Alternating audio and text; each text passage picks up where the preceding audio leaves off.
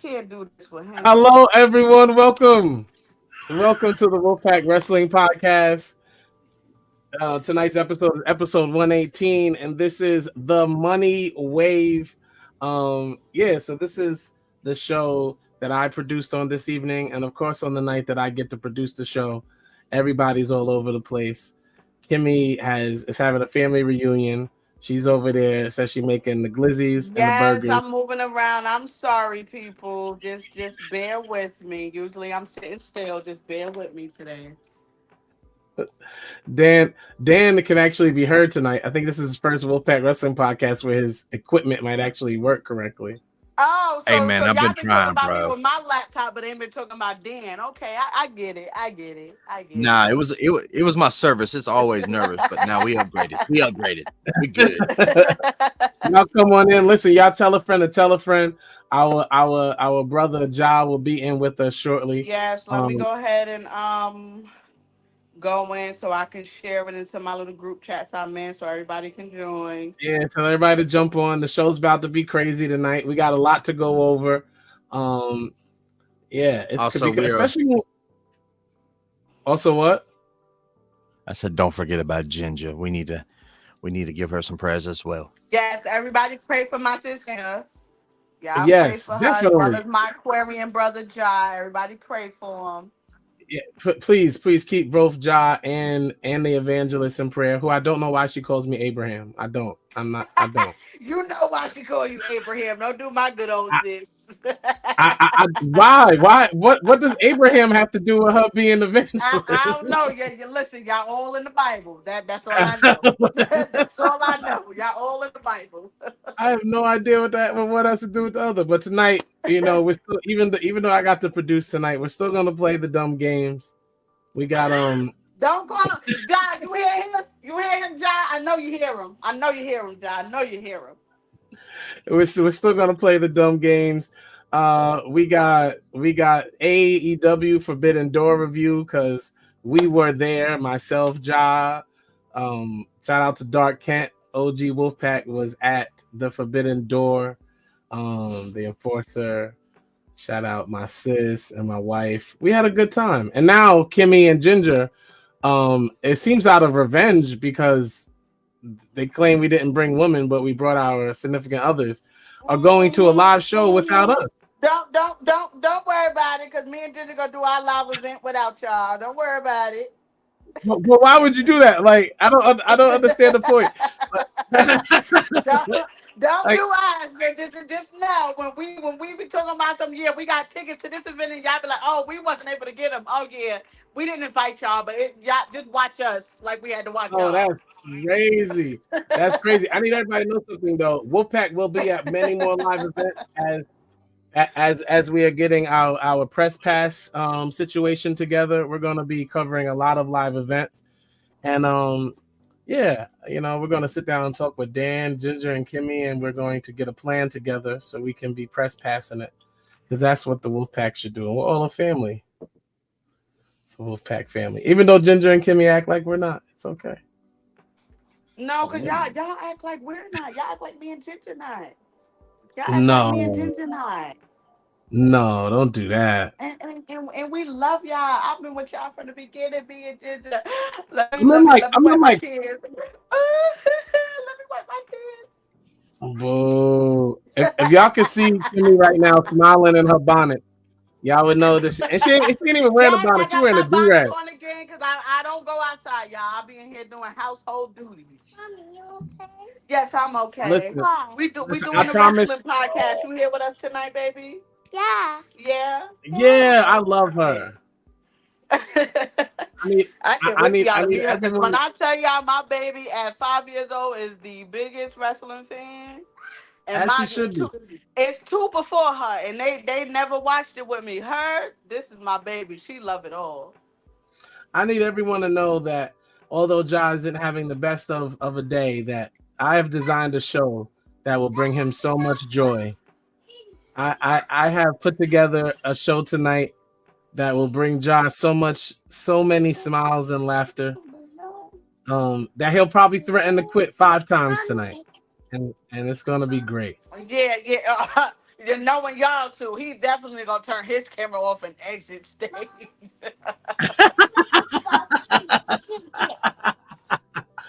There's because we gotta talk about Sasha. Oh, y'all heard that I was producing tonight. I see another shot of quick when y'all realize what it's about to be Yeah, tonight. here y'all go with the CEO and the DMD.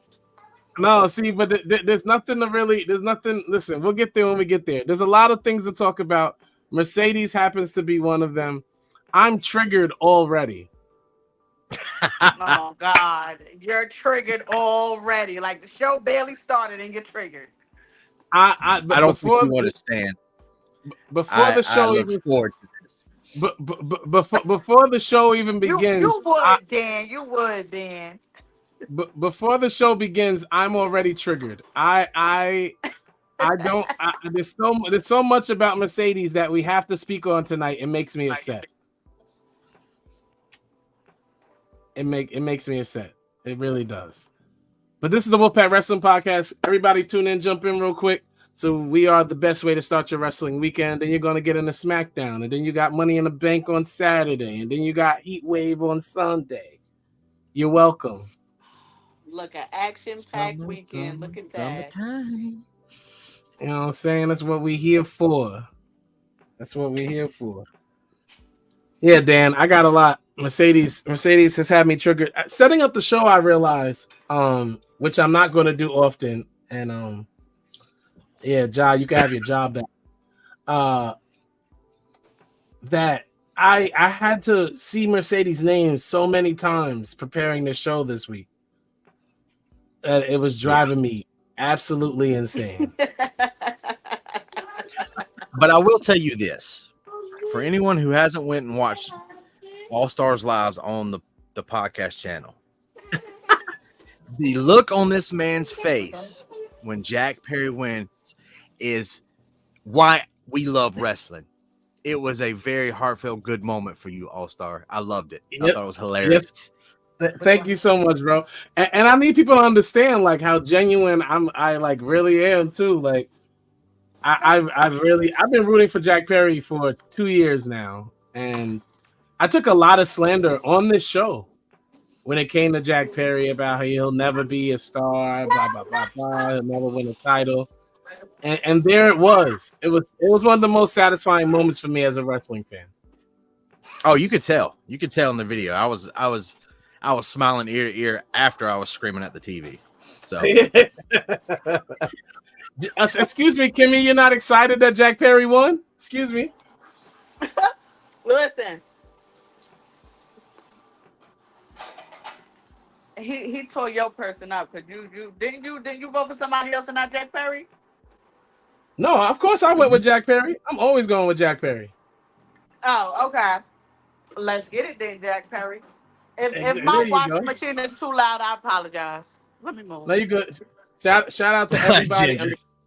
I'm doing so much stuff. I'm so sorry, everybody. I apologize. A day one Jack Perry fan. You heard, Real Garland? Mm-hmm. Real Garland was goodie, bro. We got to get you on here too. I need you. What happened to you? Splashing everything in Ja's face? It didn't go as planned. No. Ja made sure that he did not sit next to me. He put like people between us. Oh no. Not only that, he put All Star's wife in between him so that way. Exactly. He would get it. Exactly. So he definitely played that game, and I didn't have time to play musical chairs, so I let him play his game. He definitely did that. But I did have a water, and I did react crazy when Jack Perry won, like nuts. Yeah, you did. But let me guess. Dark Kent made it to where he aggravated the hell out of Ja. No, we had a very peaceful event. You and Ja had a peaceful event. It was for everyone, for all parties. It was very chill. We were very chill. Shocking. I think people would be surprised to chill with us in real life, like how laid back we really are, because on this show we're piped up so much. Like Ja's not on. So I could talk about him. He's a teddy bear. Ja's a teddy bear. But it was good seeing Dark Kent and you guys together again. He's a teddy. Josh like the teddy bear from Ted. He's Ted. like he's Ted. That's a perfect. That's you know what, John, you're Ted. Yo, welcome to the Wolfpack Wrestling Podcast. Tell a friend to hop on. We're gonna start in literally 45 seconds. This is episode 118, the Money Wave. Ted, right, Ginger? That's what I'm trying to say. John's definitely Ted because he's a jerk, he's a troll, he's all that, but he still loves and he's a bear. He's a teddy bear. He's Ted. I think it works, Dan. I think Ted works. Yep.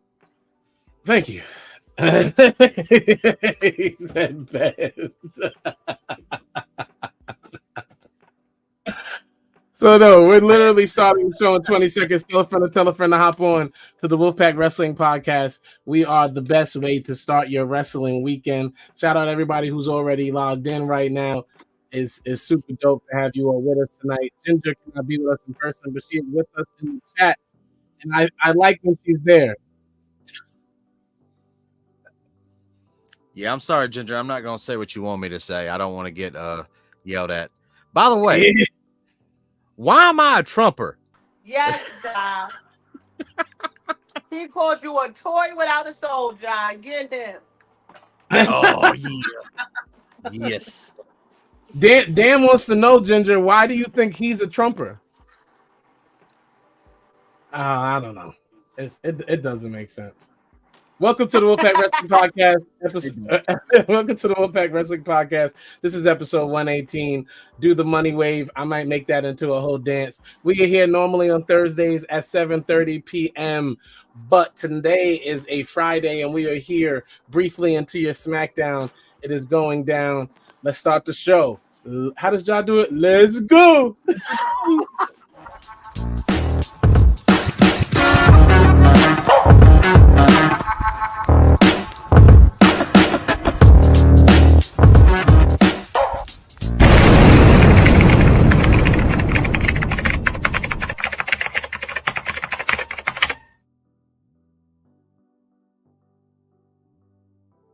The following program is rated TV MAL. It contains strong language and is intended only for mature audiences. Welcome to the Wolfpack. Hall Nash 6, we the real click. Real trio hit me with the tag and I'm still lit. Ric Flair in a leer, that's a real flip. We the illest, and I don't even feel sick. Pockets on swole, that's a buff bag. Well, so many bars, what's in a cell? Hell, money in the bank, what you call that? Bail, we some street prophets, tell them hold that. This is a hot take, you pancake. Wolves in the air, it's the handshake. I'm stone cold like when you hear the glass break for the mouth. That's a little bit of healing face. Sweet chin music, it is not bad. I'm about to hit job with the hot tag. Ask Kent, keepin' with the star where the wolves at. 7:30 every Thursday, it's the Wolf. Here's a hot take, the opposition's dead, man. No pop, burning down the industry and dark is where the curve stops. Some sharpshooters in your house, we the hitman. Let's treat whoever was no shade, kid. You's a big fan. Name another better, doesn't matter. We don't rock with hate, strictly for the culture and our nation. Cause we dominate, wanna brawl, we all in, and don't care who we gotta face. Toss them off a balcony like New Jack and give a smiley face. Little extreme, but for my ooses, we on go time. Pushes over the end, somebody yoing, that's a bloodline. Unapologetic, totally non-stop, we cross lines. Got Thursdays in a death lock, somebody tell them it's showtime. Real honor in this pack, we the foundation. Final countdown, yeah, we got the crowd waiting. Every Thursday 7:30 is, and the show is stacked. Go and run and tell a friend we back, it's the Wolfpack.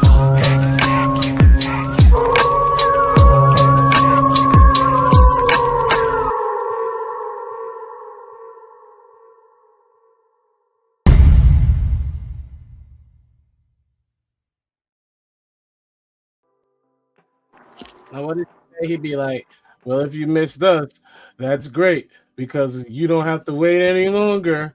We're here. We're here. What's good, everybody? Welcome to the Wolfpack Wrestling Podcast. I got to produce tonight's show. So let's see what games and news that I have to come up with on tonight. Dan looks excited. Dan looks super excited. Because he know you about to show out and do something that that's gonna trigger Ja.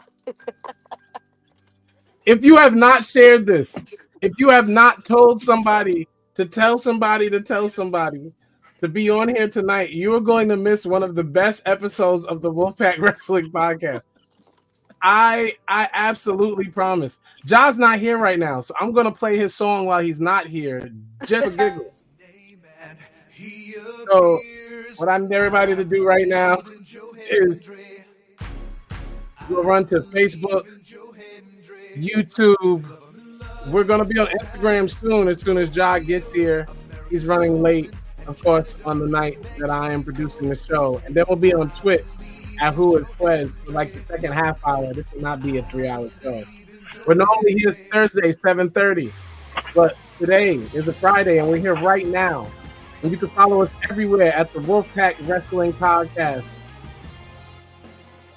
And now I am deleting this song for the rest of the show. Like literally, Ja gonna get you when he get in here. Nah, I'm literally gonna let it play until he gets on here. So everybody check this out.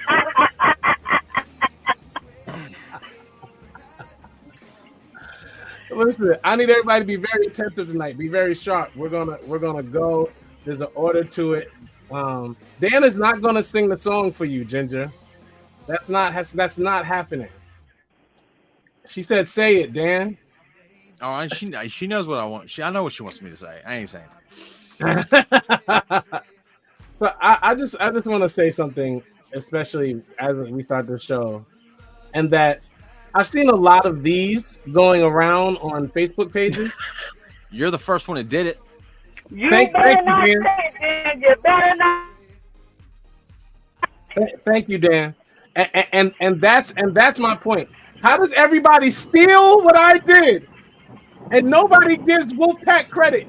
How is the Wolfpack Wrestling Podcast not getting credit for all of these obituaries? They hating on us. They hating on us real bad. We did it first. They hating on us real bad. Real bad. As y'all can see, Ginger is currently in a rocket ship, and she's about to take off and go to the moon. If you can tell by her ambiance, her sounds, and her background. Listen, what are y'all doing? Y'all are not sharing how y'all supposed to be sharing. So I'm mad that they stole this from me. I am very upset. I also want to say happy 60th birthday to the legendary referee Charles Robinson. He turned 60, I believe, on yesterday, and he turned 60 years old. And yeah, he's Charles not even home for his birthday. He's one of the best. He lives in Charlotte. He's from Charlotte? Yep. I talked to him a lot, dude. His mom and my mom are like close. He used to give us tickets all the time. Oh, that's crazy, bro. Dude, here's a YouTube channel. He has one. He has a horror music in his basement. He's got life-size mannequins of like different. Yeah. He looks a bit like Dexter. He looks a bit creepy. he gives like Dexter. Yeah. he gives a little creep now that you say it. Like I don't know why, but shout out to Charles Robinson on his birthday. Dude, another thing. Listen, I have tons of things, and the longer job takes to come on the show, I think will be the longer that I'm just gonna keep doing the show. No, because this song is just like, yo, that song was so stuck on my thing last week. I was so over it. So I'm guessing right now you're just done. You believe in Joe Henry. Listen, at this point, let me just believe in him because John not gonna let me live it up. He's not gonna let me live it up. Well, John's about to pull up, so I'm gonna get rid of this song. There he is.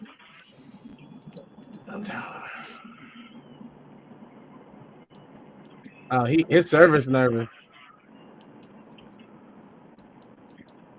Your service nervous. Oh, he's there. He is. Hey, Kyle. There he is. Hey, brother!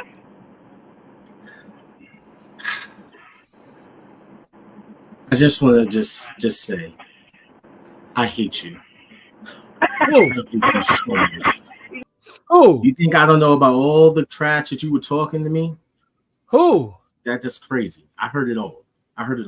The show just started. So Listen, I just wished a happy birthday to Charles Robinson. Thank you for joining the show, Ja Will. Now I would like to wish a happy birthday to no one other than Cody Rhodes, who also celebrated his birthday last week. Here he is seen donning clothes from the motherland with his daughter, who's dressed like Jasmine from Aladdin. And it is a cute family picture. And we at Wolfpack want to wish Cody a happy birthday.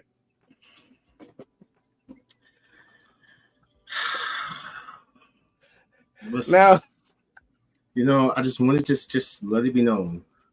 I hate All Star. I hate now All Star. it is time to play the game, sir. It is time to play the games.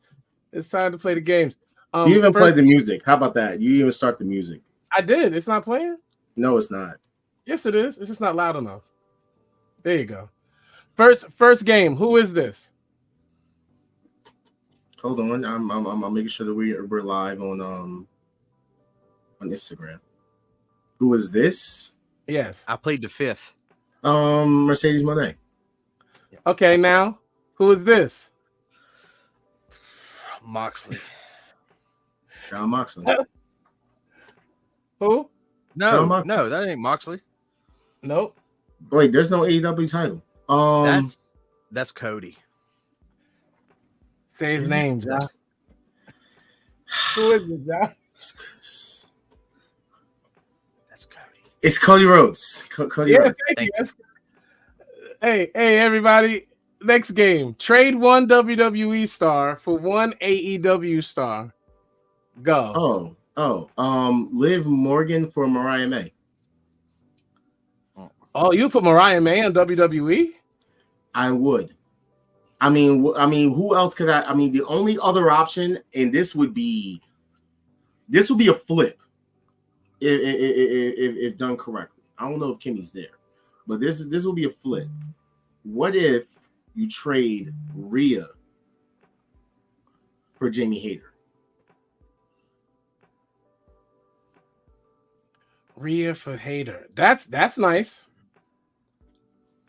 I do like that. Britt for Charlotte is a lot. I can't do that. That's a lot. I wouldn't trade Britt for nobody. That's literally taking away both of their foundations. Like they are their women's division.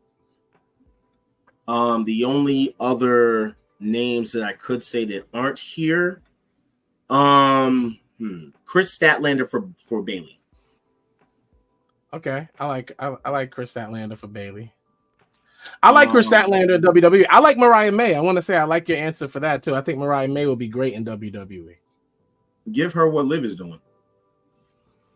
Nah, she's too pretty. Liv is no offense, Liv. You give Skeezer very well. Well, hell, if that's the case, if you put in Mariah May, then what happens with Tiffany Stratton?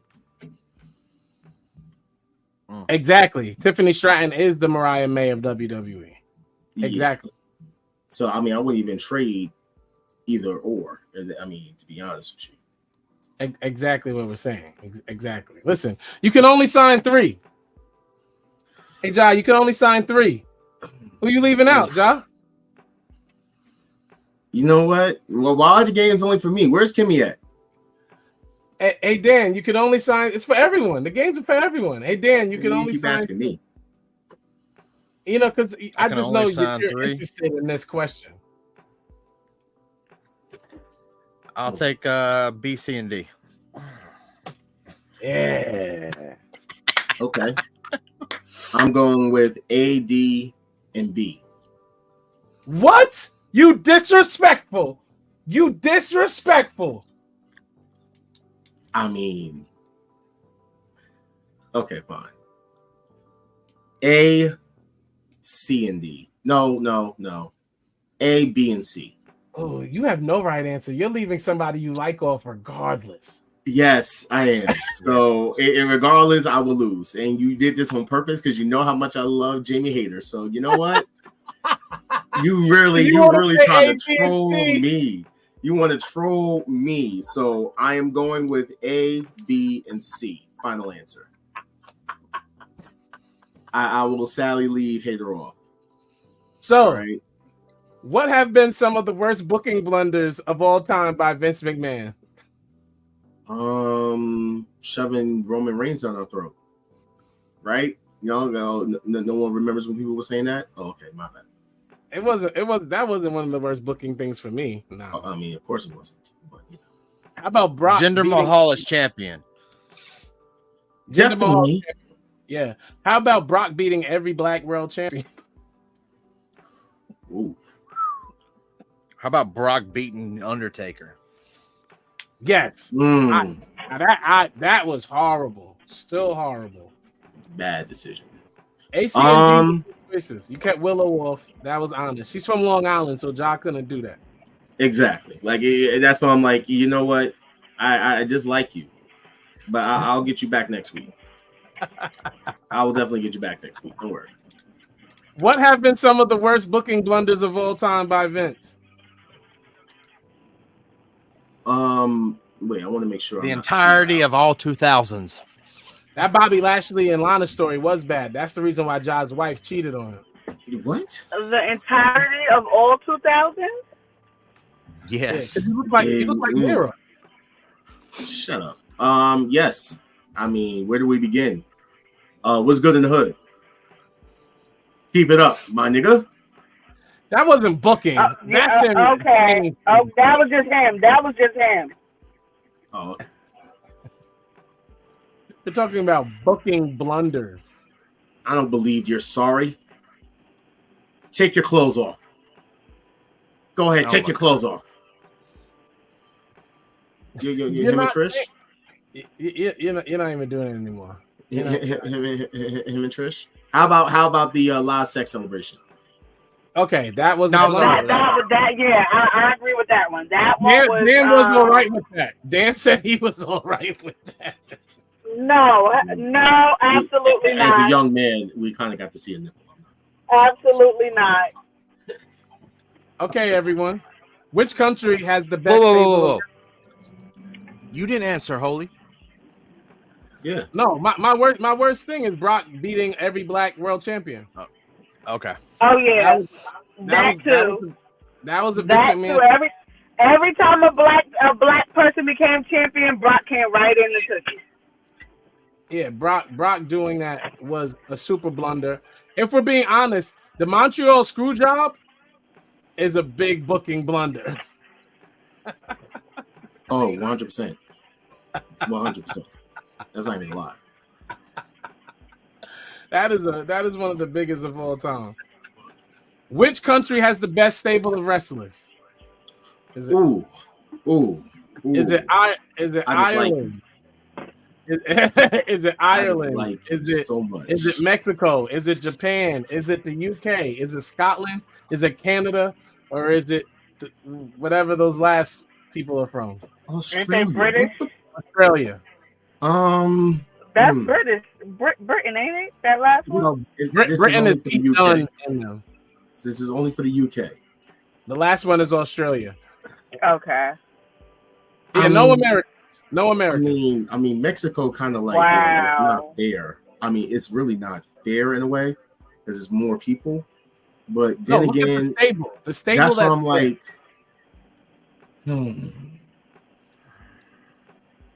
Come on, somebody answer. I hate Pretty Deadly, so it's like you're killing me.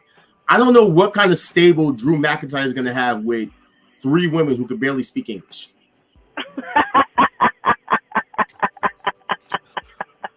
What are we doing here? What are we doing here? You don't think Ireland is crazy? Ireland's kind of crazy. I mean, you got the Aces, you got the Dead Woman, you got a white ghost, and then you have a woman that can't do a promo to save her life. Sheamus puts on banger after banger, bro. Does he though? Yes, he does. He really do. Even at Yes, he Even at does. his can't breathe stage right now, he really does.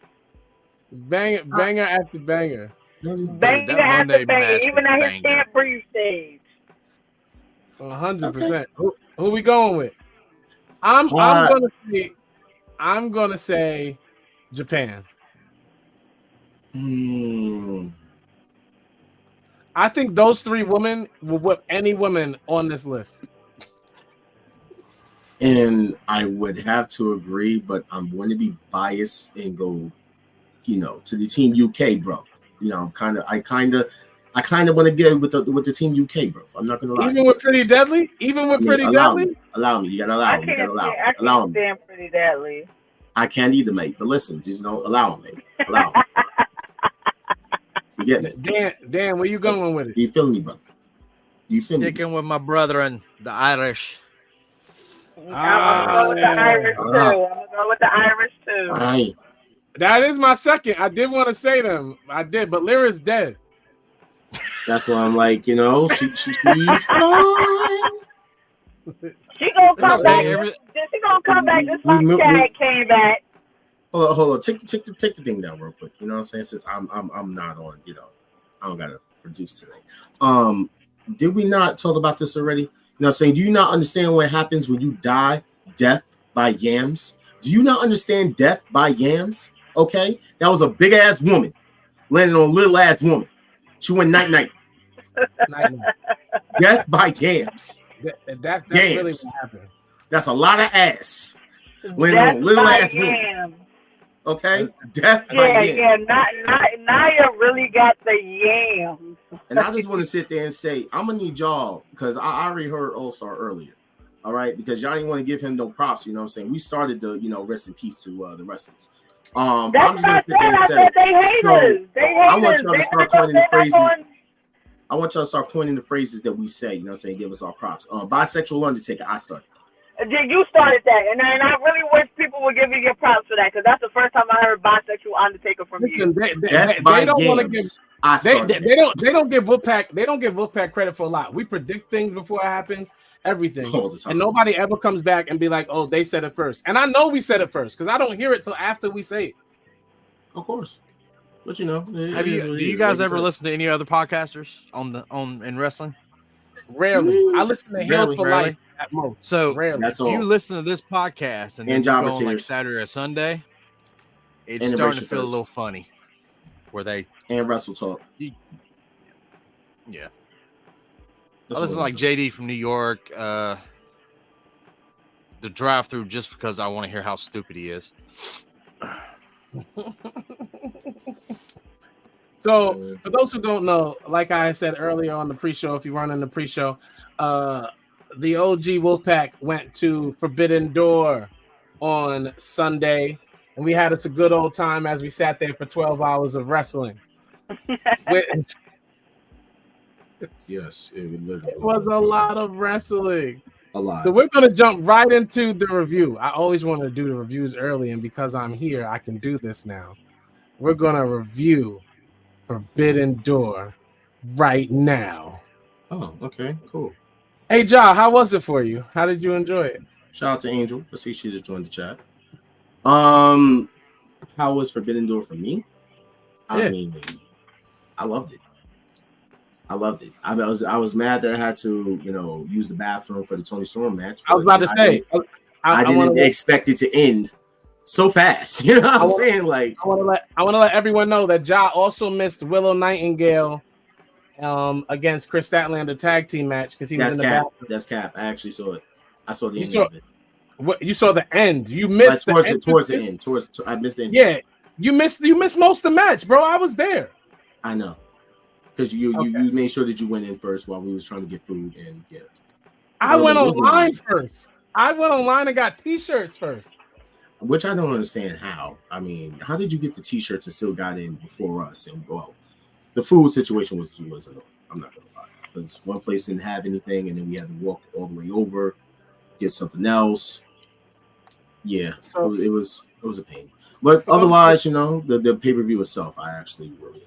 For those who are wondering, the pre-show was cool. Was it a bit mid? Yes. we're going to review all these matches how we do every single pay-per-view. So the pre-show match, Ja can't review most of these because he was in the bathroom for 1 hour. So the lies. First off, the line was long, and when a man's got to go, a man's got to go. You know what I mean? Just saying.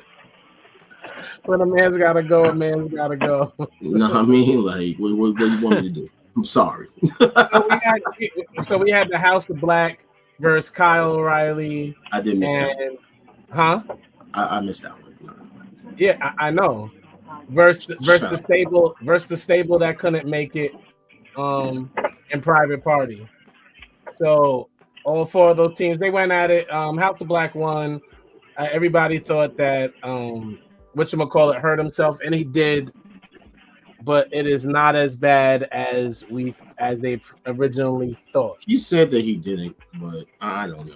He did. It's just not as bad as everybody was hyping it up to be. And then we had lucha people doing lucha things. And that match was amazing. It was a lot of lucha. That match was amazing. I was there for that. That was a fire ass match.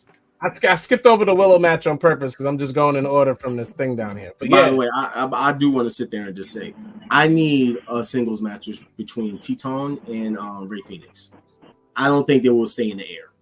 I don't think they'll stay on the ground. I should say that match was better than 7 matches on the regular show. That's crazy. I want to know which one. You sit there and say that it was okay. I don't even rate pre-show matches, and I'm giving that match a 7. Wow. Okay. All right. Oh wow. I hear you. Okay. I'm gonna rate it 7? actually a 7.5. That's pretty good for a pre-show match. See, John gave it a 7.5. See, because we were there.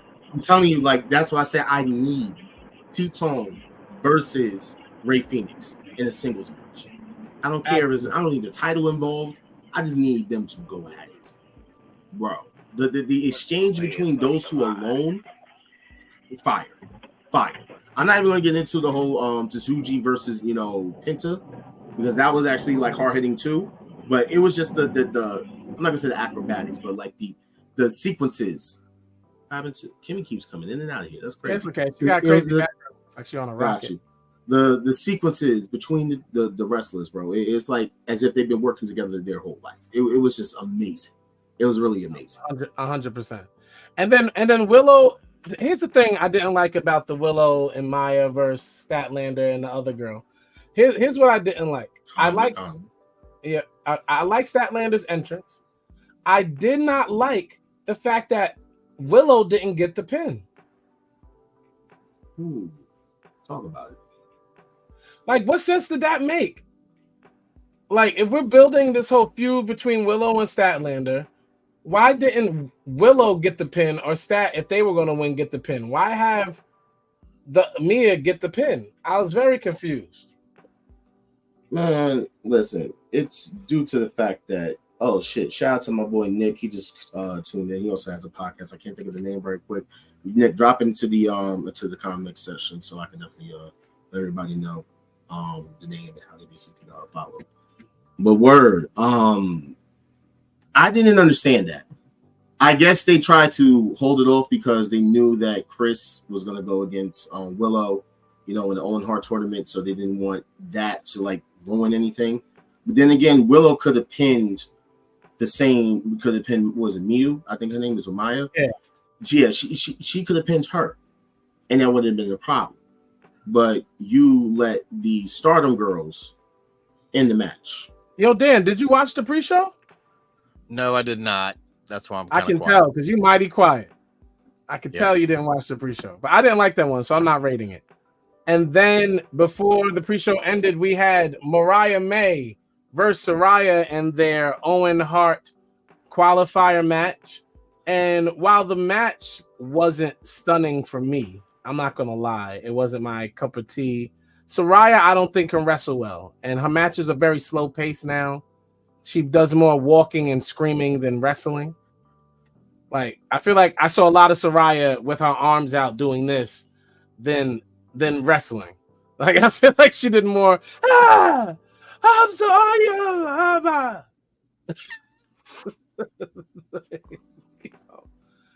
Like Dan didn't see the match, so he wouldn't know. But yeah, Mariah May won that match. Toni Storm originally came out with her, and then as they were on the way back, her other lover came out, and they did a little fight at the top of the ramp. It helped to build for their match later on in the night. But Mariah May won because we all know she's winning the tournament. We'll talk about that later. There's no need. She is. I can't wait for that. I cannot wait. That story in itself is way better than a lot of things. All right, Dan. Now you can start rating with us. Then we got one of the best. Then we got one of the best matches. No. First, I got to do this dumb match. And I'm gonna explain why I hated this. MJF versus Henrico or Henchichiro or Buff Rey Mysterio. Yeah, MJF versus Buff Rey Mysterio. What do you rank it, Ja? If I'm gonna be honest, it was a real hard-hitting match, so I'm gonna give it a 6.5. Dan, I think he's being too generous. He is. He's only doing that because MJF is from Long Island and he was there. He knows that match was whack. It was a whack ass match. It was mid as hell. I give it a 4.5. And that's what it gets. It is a 4.5. And let me tell you why. It could be lower. Because we're in Long Island. MJF just came back to AEW. And we saw him one time in a whack match. That's my only complaint about this entire show. You're in his backyard. Why wasn't he on the show more? Why didn't he have something you different? By that? They gave us MJF one time in a whack match. That doesn't what? They didn't because they shows him at the end during the will match, and that's why I kind of told you what was going to end up happening. I was like, yeah, but that's we kind of thought that we thought MJF was going to cost the match, but after watching it more, I was like, the way from what happened on Dynamite, I'm like, they're really cooking with everything that they my point is still Dan's point. We're in Long Island, bro. I am going to be biased because he's from Long Island. But the crazy thing is when you think about it, the last time MJF wrestled in Long Island, he closed the show. His first time back in Long Island, he's opening the show. Yeah, I know it's about the story. Him having a chip on the shoulder. They trying to play him since he got back. That's what I'm saying. And then you see how it played out with we suffered from that though. I got a 12-minute MJF match to start a night with some dude I don't know how to say his name. Henrico. Stop. That's not how you say it. There's no way. Henchiro. I think that's it. I think that was closer. It's like churro with a hen. Henchiro. So Henchiro. After that match, we got what I think is one of the better. What are we rating the match? I rated it. We already graded it. We already rated it. You glazed, and we gave it 4.5. Okay, cool. Bryan Danielson versus the Red Dragon, the Japanese Dragon versus the American Dragon was an absolute 8.5. 8.5. Yep. No, there is no ands it's supposed about it. 8.5. Nobody's and if and or button you. It was an 8.5. Nope. Yeah. Okay. Just want to make sure. I agree. It's hard for Bryan Danielson to have a bad match. It's really hard. Let me tell you, the crowd, because we were there, right? It might have sounded like we were quiet, but we were that intently watching what was going on. And that's why when the This Is Wrestling chant started, it felt like it was out of nowhere, but it was genuinely because we were all staring at this ring while these two people were going crazy back and forth. Crazy. Hey, bae. Shout out to my bae who graduated. You got to be on the comments. Friday. You on your phone. You got to be on the comments. What's good, T.O.? Nah, I got to be on the comments. All right. You know what? My bad. My bad. Exactly. Slacking. So after that match, is that when we got the trios match? That match was horrible. So just so you know, we haven't been on live on IG because it's all right. Oh, hey, IG, welcome to the show. We're currently reviewing the Forbidden Door, where me, Ja, and Dark Kent and others and Enforcer. It was good, my bro. My bro Corey. Appreciate you. Why would you say that? Why I gotta be one of those? So So the next match I think was Samoa. No, it wasn't. Was it Orange? Do you want me to get the match list? It was a trios. It was the trios match. That's what I thought. Yeah. And I'm gonna be honest. Let's be honest right out the gate. The Acclaimed and first of all, that was one of Max Caster's worst freestyles ever. It's trash. Nah. Booty. No. It was booty. I mean, it was not bad. No, we're not doing that. We're not doing that. You're glazing. We're not doing that. By the way, his name is pronounced Hinchisero. Thank you. Hinchisero. And then the we match had is only 9 minutes and 50 seconds. And then we had the Elite, of course, the Elite. I know it wasn't above 12. It was trash. Then we had the Elite, the Elite who came out. And the match was not good. It was all a match so we can get the Ace versus Okada at the standoff at the end.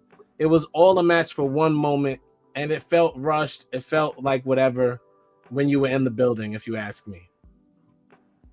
It was and I'm a fan. I love the Elite, so yeah. I'm gonna give the match.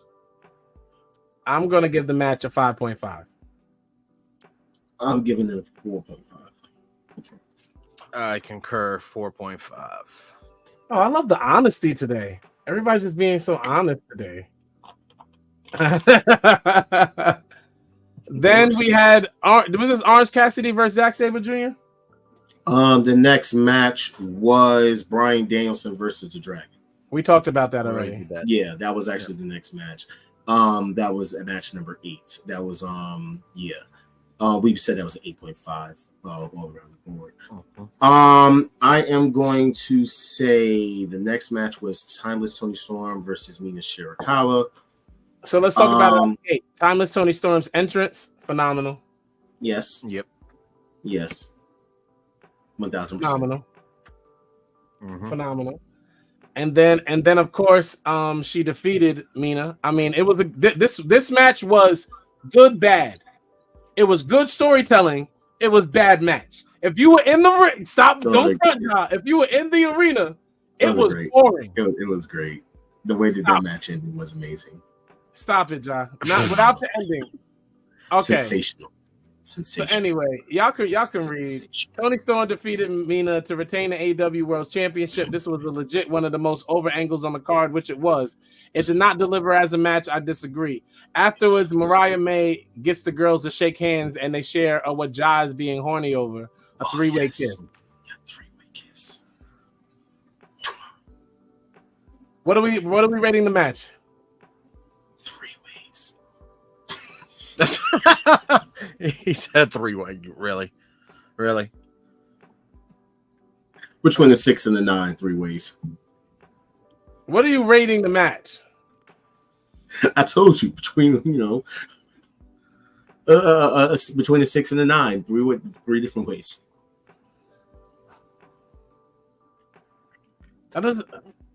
Dan, what are you rating the match? Low 4. Yeah, I love the story. The crazy part about all of this is that I'm still giving it a 3-way. By the way, it's just this was probably one of the most story-driven booking that they had in the match. They had no chemistry. It just didn't deliver. It didn't deliver. Fell flat. It did fall flat. It's a 4. And the story makes it a 4. The match is a 3.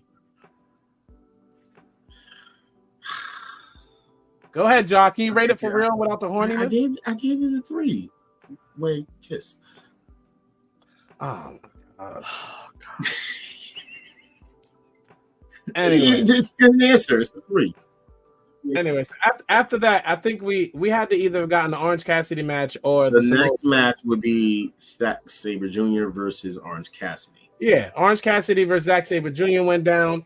Of course, I'm giving that a 7. I am also giving it a 7. Don't ever just wait. Take this down. Take this down for a second. Take this down for a second. What are you going with there? 6.5. All right. It was entertaining. It was. You take this off the screen for a second, please. I can. May I cook? Look, I know a lot of fans out there was talking so much shit about this match before they even saw the match.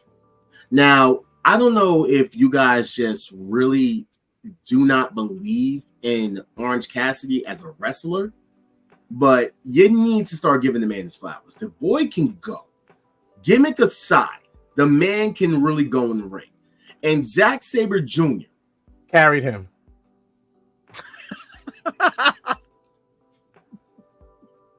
What?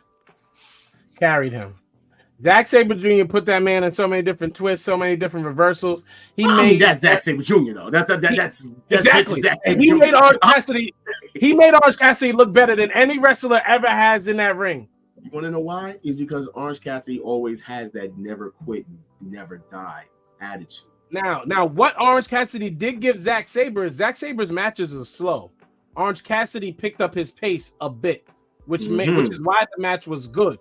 Because Zack Sabre Jr., the reason why I don't rank his matches high all the time, because he is a great wrestler, of course, it's because they're slow. He's very slow. Orange Cassidy made him pick up his pace a little bit. No, John missed the whole beginning of the show because of food. Food and bad. Wow. The entire beginning of the show. It's not like the line was long. So y'all not gonna keep me on here. So did we rank that match? Yes, we did. It was favorable. Yeah. I'm giving it a 7. Let me see. The next would Samoa be Samoa Joe. Yep. Samoa Joe, Hook, and guys. Hi guys. All right. Anyway, the match is a 3.5. Hi. Dan, rank the match, please. This was the worst match on the card, in my opinion. I wouldn't have a smoke. Didn't even take my phone with me. Wasn't interested at all. Giving it a 6. Ja, please don't lie and rank the match. I'm giving it a 6. Ja, oh my gosh, bro. Long Island bias. You know what I'm saying? It's like 2 extra points. So, all right, now for the main event, we got the TNT ladder match. Said the main event.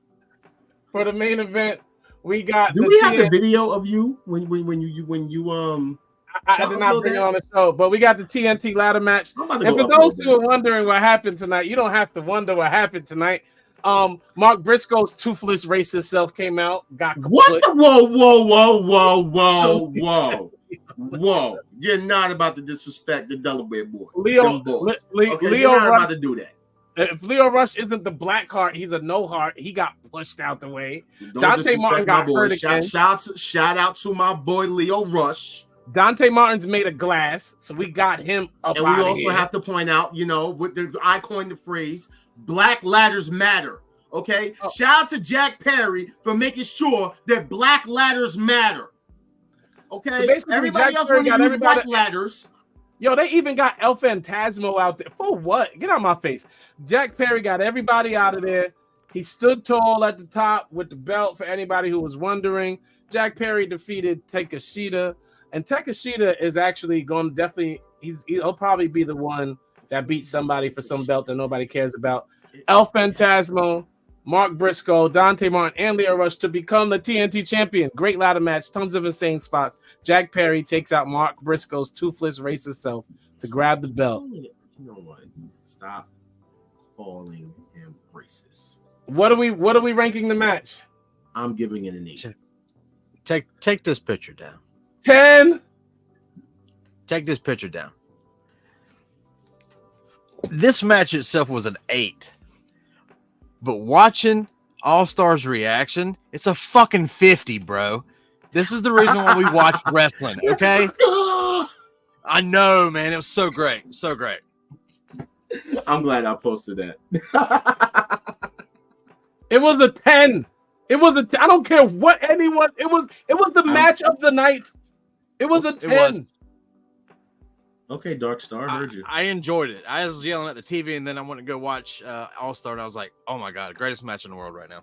It was the match of the night. But I'm standing. I mean, I'm going to give it an 8. It was definitely an 8.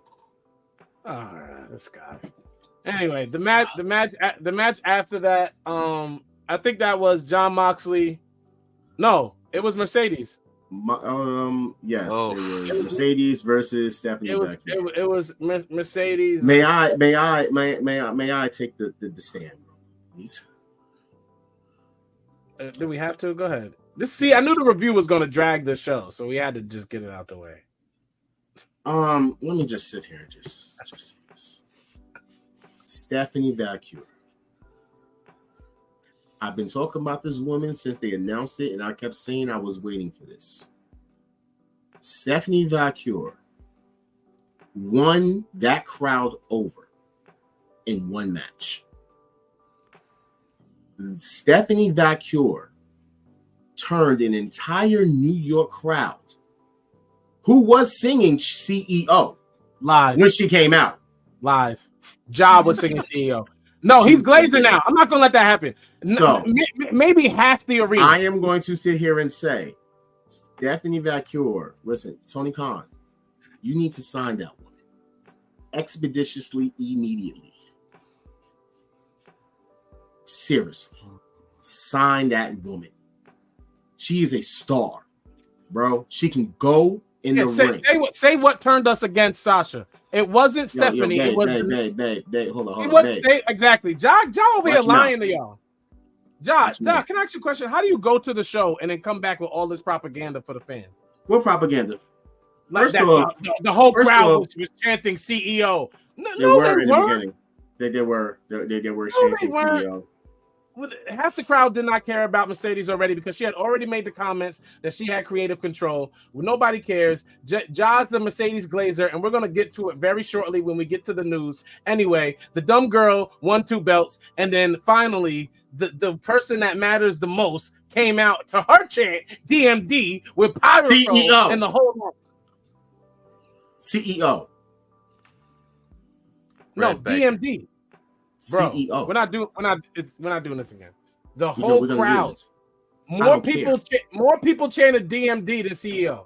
Wait till they get to Wembley. More people. Thank you. Anyway, more people chanted DMD than CEO. Wait. The surprise was good. The match wasn't horrible. The match wasn't the best. I will give it a 7. It's all good, Kim. It's all good, Kimmy. I'm giving it an 8. What are you ranking the match, Dan? Honestly, I'll give it a 6. It was all right. It wasn't bad, but it wasn't great. Yeah, I didn't think 6, it was 7, and 8. He's glazing Monet, and we'll get there shortly. It's not about glazing Monet. It's Stephanie Vacchio too. I told you, I'm a big fan of the woman, so I'm glad. That was an amazing match. That was one of the better women matches that was on the card. If we're talking about on facts right now. And we ranked it as such, but you acting like it was a great match. It was just one of the best. Yep, of course it was. They with the other great matches. That's why I gave it an 8. It really delivered. My gosh, that match was as good as the Dragons match. Yeah, no, it wasn't. It delivered. Yeah, really delivered. Go back and rewatch it without hating. You're wilding. Go back and watch it without the hate in your blood. You've been smoking. This is what I'm saying. Some good shit. And he definitely did it. It must be. He's lying. It must be some good shit because you hallucinating, bro. I'm not hallucinating, bro. If you compare the match to the Daniel Bryanson match, that's not a dragon over there. Oh no, that's just a bearded. And he's trying to hold me up. Anyway, then we got the worst match of the night: Jon Moxley versus Naito.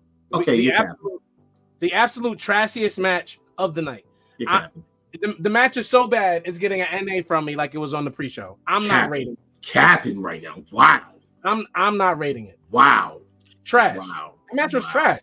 Wow. He didn't even hit his finisher right. I went back and watched it. Match was trash. Okay. Match was trash. The match. If I had to rate it, the match was a 3. That's crazy. I'm gonna give it a 6.5. I was gonna give it at least a 5. To me, it wasn't that bad, but it wasn't great either. The ending of that match was horrible. It was just too basic for me. And then what we all had came there for, and we had to go catch a train, so I had to actually rewatch this match. I was very upset. Bro. Swerve 10. Will Ospreay. He's glazing. 10. I'm gonna give it a 9. 10. I'm gonna give it a 9. 10. This part, That's a fucking 10, bro. This part had me. That match was awesome. 10. This part had me shooketh when Don Callis gave the joint to him and then he was going to stab Prince Nana. I thought it was over for Prince Nana. That part 10. had me shooketh. But of course, we all know Swerve. 10. Rain. All right, we heard you. It was a 10. Go to the comments. I'm just gonna keep saying, like, listen, like, go to the comments, bro. We got mad viewers. Just put the comments up. Swerve won. Shout out to Swerve. Ja gives it a 10. I'm giving it a 9. Dan gives it a what? A 10? A 10. I give it a 10. Dan that gives was it Swerve's a 10. best match next to Hangman. I'm sorry. So the SRS reported that the reason Will Ospreay lost to Swerve. So the SRS reported that, bro, don't be surprised. Don't you just offended me on the low. SRS reported that the reason Will Ospreay lost to Swerve Strickland at Forbidden Door, it was due to some perceptions that Swerve was merely a placeholder until Ospreay claimed the title. There were apparently individuals who were uncomfortable with the idea of losing to Swerve, considering that just a year ago he was viewed as a lower card wrestler. Allegedly, Will wanted to set an example and made a statement by acknowledging Swerve as the champion, indicating that everyone should be willing to put him over, period. Facts. Until he loses at Wembley to Hangman. It was cute. It was cute. Stop. Will you stop? Stop. He's not beating Hangman again. It's not going to be Hangman. What? Bro, shut up. What are you talking about? Of course it's going to be Hangman. Nope. It's going to be Hangman, Big Swerve. Hangman is still cool with the Elite. The Elite stand tall with every belt in the ring, pissing off Jaquez. Oh, no. They will have everything. They'll have, the tag titles. They'll have the Continental Crown. They'll have the TNT title, and they'll have the Owen Hart Cup. And he's going to go. Yeah, I said it. He'll have the Owen Hart Cup and that pink ass title because he's not going to be fucking Swerve. Hangman's beating Swerve. We can make a bet on that later. Hangman's beating Swerve. Say less. So also announced during the event was Wrestle Dynasty. The Forbidden Door concept has reached its final form. So AEW, New Japan Pro Wrestling, Ring of Honor, Stardom, and CMLL are coming to the Tokyo Dome on January 5th, 2025. This was unthinkable just 5 years ago. Incredible moment in pro wrestling history. Tony Khan went on to say at the presser, when we was talking about it, he said it's liking the tapings of Ring of Honor in Arrington. Also mentions the collaborations with the Ring of Honor, and he's excited about the Brody Lee shoes, which we will talk about soon. And says we're gonna talk about him soon. And says he's the greatest TNT champion. Tony Khan doesn't want All In to move from Wembley Stadium just yet, since they did well with the first show. He's enjoying AEW's collaboration with Reebok. Tony Khan confirms Brody King is okay after taking a brain buster, like I said, but he wasn't. It was a stinger. Tony Khan loves seeing his wrestlers wrestle in Japan and Mexico and wants to grow and expand. Tony Khan wants AEW to debut in Puerto Rico, copycat, and talks about AEW talent wrestling in Puerto Rico already. Tony Khan talks about the meat chants that Ja loves. Copycat? Really? If anybody was wondering, Ja did chant meat. He was a part of a meat chant. He's discussed the meat chants and wouldn't mind looking into super heavyweights like Ja being a part of the division and creating a championship for them. He believes in 2024 there will be a record year for AEW. Are you trying to say that Tony Khan's going to make a meat championship? Yeah, for you. The meat world title? That's disgusting. But most importantly, they are coming back to Long Island September 25th. Yeah. And I'm gonna tell you right now, we're gonna be that's Queens, but okay. It's Queens is Long Island. What do you go to the comments? Why are you not on the comments, Ja? I'm on the comments. I mean, what do you want me to say? Ja faces be priceless. I mean, it's true. Like, how you gonna sit there and just say some, Grand Slam is coming to Arthur Ashe Stadium, right back to where we reside. Wolfpack should be and will be in the building on September 25th. It's going to be a great night. So now it has been fun. AEW Forbidden Door overall, what are we giving it? Overall score? 8.5. You're glazing, bro.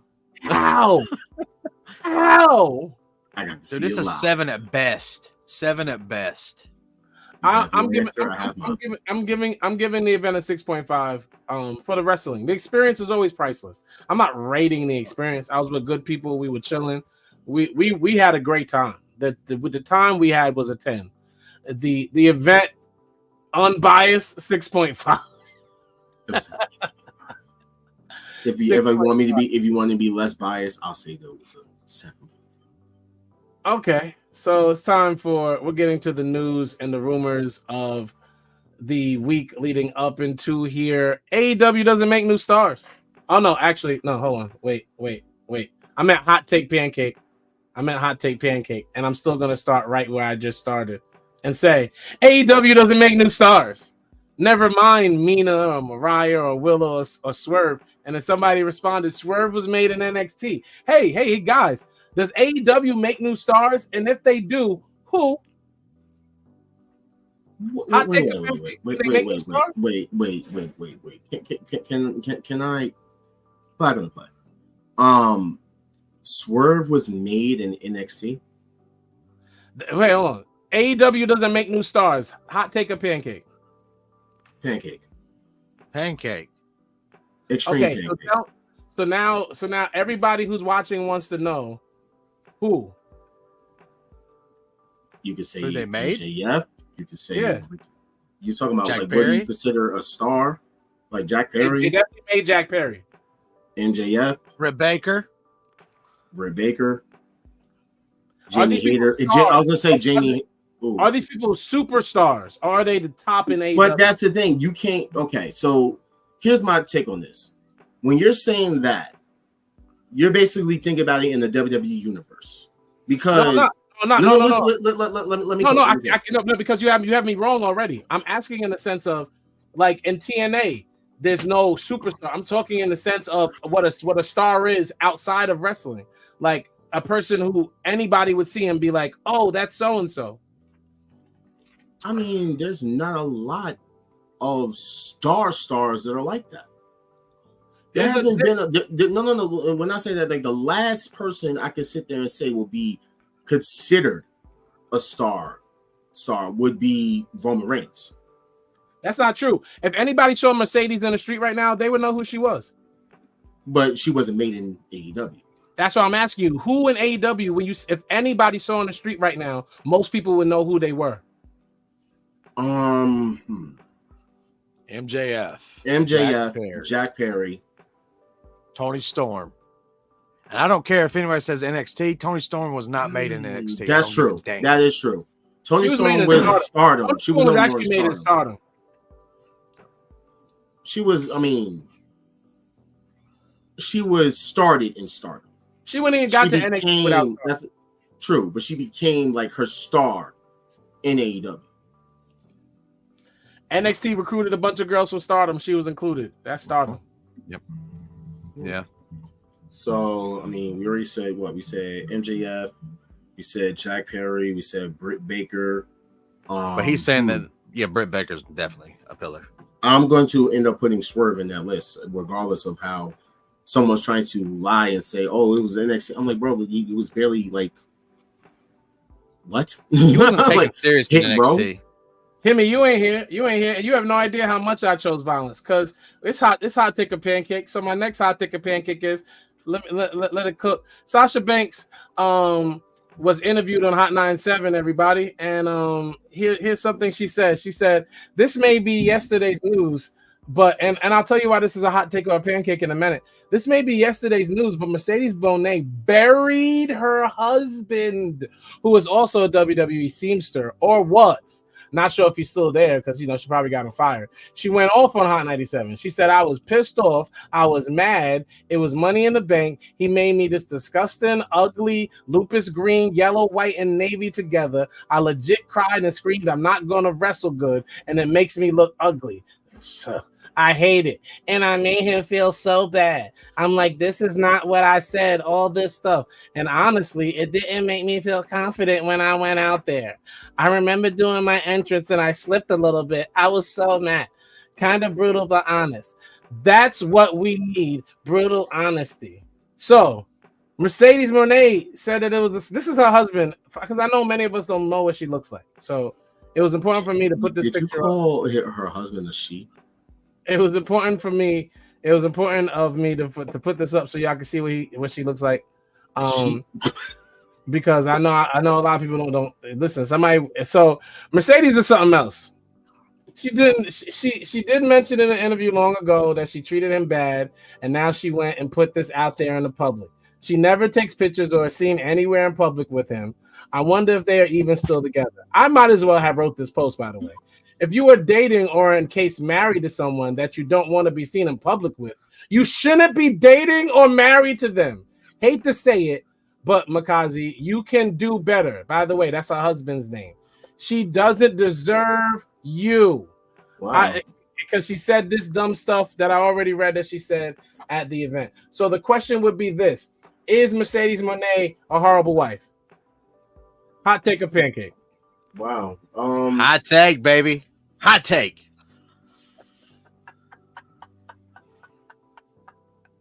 Mercedes Moné is a horrible wife. Hot take or pancake? Pancake, because I mean, you know,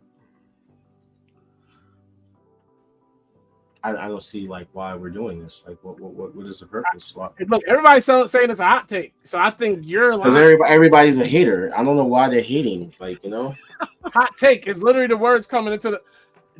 I just gave you evidence, and you had the audacity to sit here and say it's a pancake. Yes, because you're a freaking pancake. Like, how dare you sit there and? It was obviously a hot take. So you telling me, Mercedes, you be okay if when you marry sis, if she acts like that, if she berates you and tells you your stuff you do is disgusting and won't take pictures with you and be seen with you in public, you're gonna marry her? Right now I'm trying to get my phone to charge. I plead the fifth. Tamara, welcome to the show. I just did a whole thing where I what's good, sis? Where I explained why she is, but basically, I'll put this picture back up for you. She buried her husband in an interview on Hot 97. It was horrible. And then she talked about how she's normally mean to him in the past. She's already spoken on that. She doesn't take pictures with him. She only lets him take pictures with the dog. All he does is take care of their dog. And she looks just like the dog. Her and the dog are like twins.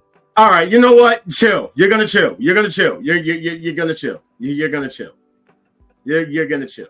And I can't believe Durkin even said hot take too. Like that's wild. Like, you know what? I told you it's a hot take. I told you it's a hot take. Y'all are hating. I told you it's a hot take. So anyway, y'all are welcome for that amazingly hot take. Hot take or pancake? The Road Warriors are the best tag team of all time. Pancake. Ooh.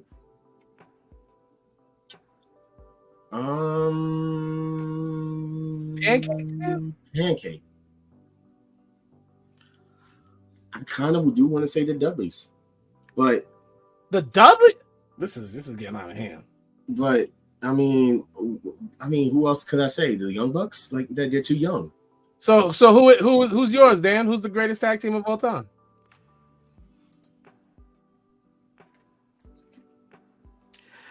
Oh, where do we begin? Y'all, the Hardy Boys. In my top list, you're always going to have Edge, Christian, the Hardy Boys, the Dudleys. They're always going to be at the top of the list. Those three made the Attitude Era. Road Warriors were great in the 80s and early 90s. But that's when I enjoyed them in tag team wrestling. Yeah, you enjoyed them. I'm saying the Usos. I'm not saying the Usos. Usos is great too. If we're talking about the all time thing, all time Usos. Yeah, all time. What about you, Ja? All time.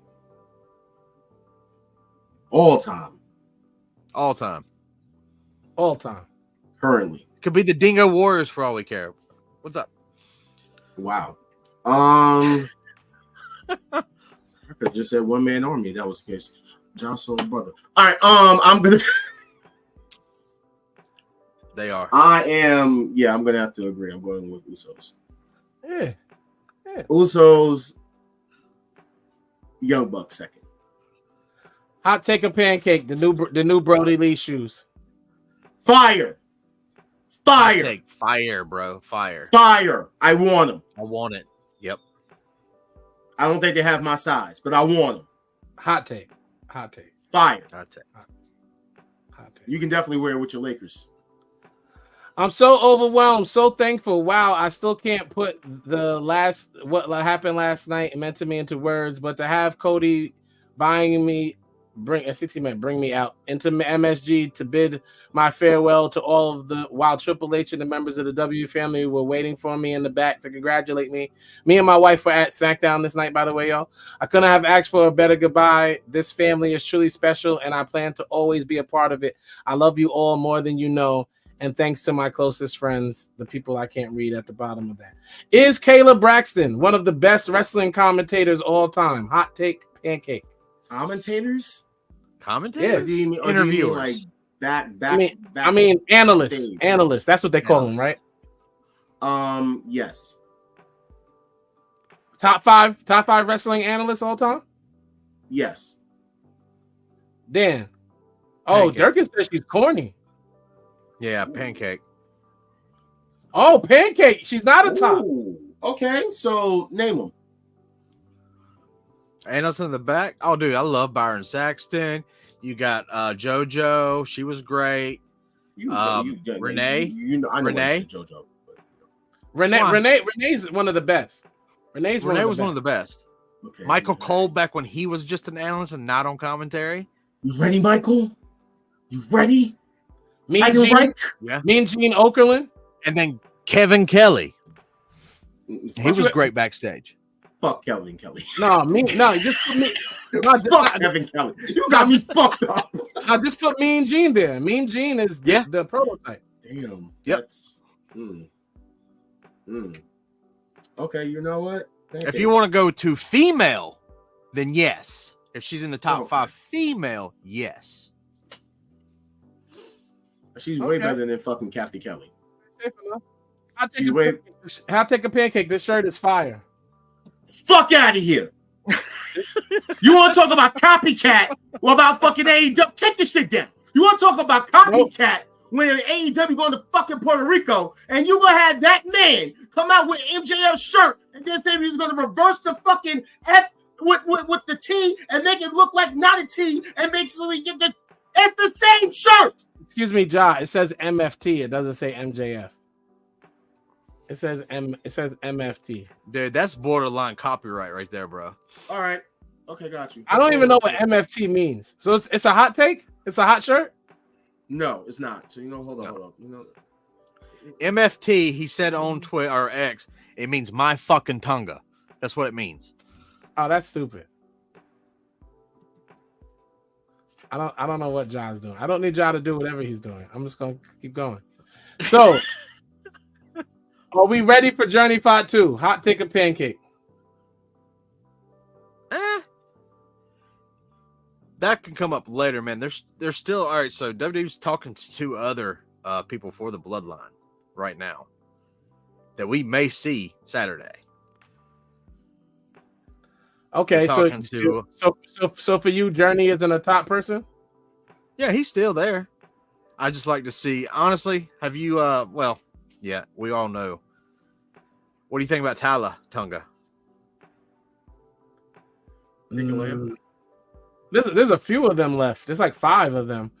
Tyler's from New Japan. We just found out about Rikishi's 4th son today. Yeah, I think we're gonna get Lance first though. Yeah, you got Lance, and then you got what's his name? Right. Yeah, I'm gonna give that a pancake. I'm gonna give that a pancake. Yeah, I mean, WWE more than possibly because they just recently trademarked it is bringing back WCW Super Brawl Show. Hot take or pancake? You want to see this? It's gonna be an NXT show. On all the gimmicks NXT shows now though. He brings back all. See, the only one that's made it up to the main roster is War Games. It is gonna be. It's gonna be an NXT. That's horrible, bro. You called it. Yeah. It's gonna be an NXT show. I'm mad Ja isn't here for this part. So, and also I just realized he called himself the Holy Heel All-Star Jahi. I don't know what he's doing. He just changed it. Maxine Dupree got her first WWE action figure. Oh wow! Congratulations! She got it before she got released. And I don't think she's getting released. You don't think so? Nah, I don't know why, but for some reason I think Maxine is there to stay. Why? So Maxine got her figures today, and if you want to see Maxine wrestle, now you can. Just go buy one and put it in your ring, and then maybe. Who the fuck wants to see Maxine wrestle? You don't want to see Maxine Dupree? You are not on the comments. You are not on the comments. You're horrible at comments. You're horrible at comments. And they're raining in. Shout out to all of you. Can you do us a favor and like the video and share it real quick? We know SmackDown starting soon. We're gonna go. We're gonna speed through this news and then get through this. Thank you, Kendall. Rundown. We appreciate y'all so much. I am producing the show, and Dan and Ja didn't have a lot of faith in me because his surprise in his face is showing me he didn't have faith in me, and I don't like that. So we're gonna kick this off like this. Angel Garza has re-signed for 3 years. This is news and rumors. Just want to let you know. If we're talking about who else re-signed, Chad Gable has also re-signed. He said, "This is where I want to be." I'm like a loyal guy, right? So I start somewhere. I want to finish there. I get shot in the head, and I get to come back a week later, and that's what matters. Because he big boss man does. I'm just so happy and fortunate that the idea of finishing it now looks different than it would have a few years ago, which would have just been like fulfilling my contract would have been finishing it because I wasn't really doing anything. Now, finishing it seems like I'm accomplishing things, winning championships, and leaving a real legacy. So, Chad Gable resigned. You know who else showed up this week? Jaws Boo, Sky Blue. She was on the Ring of Honor tapings. You know who else showed up? Olympic gold medalist Reed Stock made her NXT Level Up debut a few nights ago. Papa reports that she's been impressing many NXT with how quickly it's been 3 years. She has taken to pro wrestling and initially wasn't expected on television so soon. Who the fuck is that? Simone Biles' ugly auntie is now on NXT Level Up.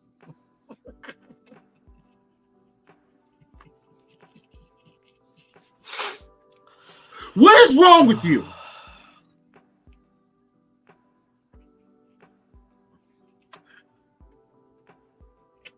All right. I know y'all wanted that wrestling news, so that's what I'm here to give you today. We don't know who that is. Also, Paige Van Zandt, she slapped the mess out of this woman 3 times in her face. She rocked her all 3 times and took hits. And if she would have watched her on her other media, she would have knew Paige Van Zandt can take a hit. You mean on her only? You know what? We're off of Instagram. Just shout out Instagram. Thank you. Like, you know, like. You want to know Paige Van Zandt? So the Instagram. I'm sorry, the Instagram. The OnlyFans model. Because I'm not controlling the show. Shout out to Naija and What's Your Sounds. I'm not controlling the show. All right, so it's. This is not news. Why are you doing? I don't. News. What are you talking about? This is news. How is this news? She's not part of any wrestling company. All right, so everyone, Ricochet has been moved to the AEW alumni section on the roster. We know page. this. He's signing with AEW. Ricochet's WWE contract has expired. He's expected to join AEW. Will Ospreay has some kind things to say about his friend Ricochet and leaving a company. He said, "I've said this a lot to a lot of people recently. I've been shouting his name off in the distance for years, and I do mean years. It's only now, just because his contract is coming up, that people think this is going to happen. I speak to Ricochet every now and again. There is nothing said between us about whether something is going to pop off. Honestly, I hope he does. I really, really hope he does. I miss him as a friend. I do think there is money on the table if we do a rematch, but I do think there is money on the table if we do a tag team." Will Ospreay. Tag team. We here for the Ricochet Ospreay tag team? I think I know where it could take place. Down. I think I might know where it can actually take place if they because I'm down for the tag. I don't want the feud. I want the tag. It's well, All-Star. Remember, we're the ones who said that MJF is more than likely about to be part of the Don Callis family. We coined that here on the Wolfpack Wrestling Podcast for those. Yes, when y'all take that and run with it, don't give us credit. Exactly. So when it happens, I honestly think we're gonna see Kyle Fletcher turn on Will. Because I was thinking that Kyle was about to do it on Dynamite once we get talking about Dynamite. But because the way that he gave him that look, it's like that. You're making me skip ahead, but nobody cares about Kyle Fletcher.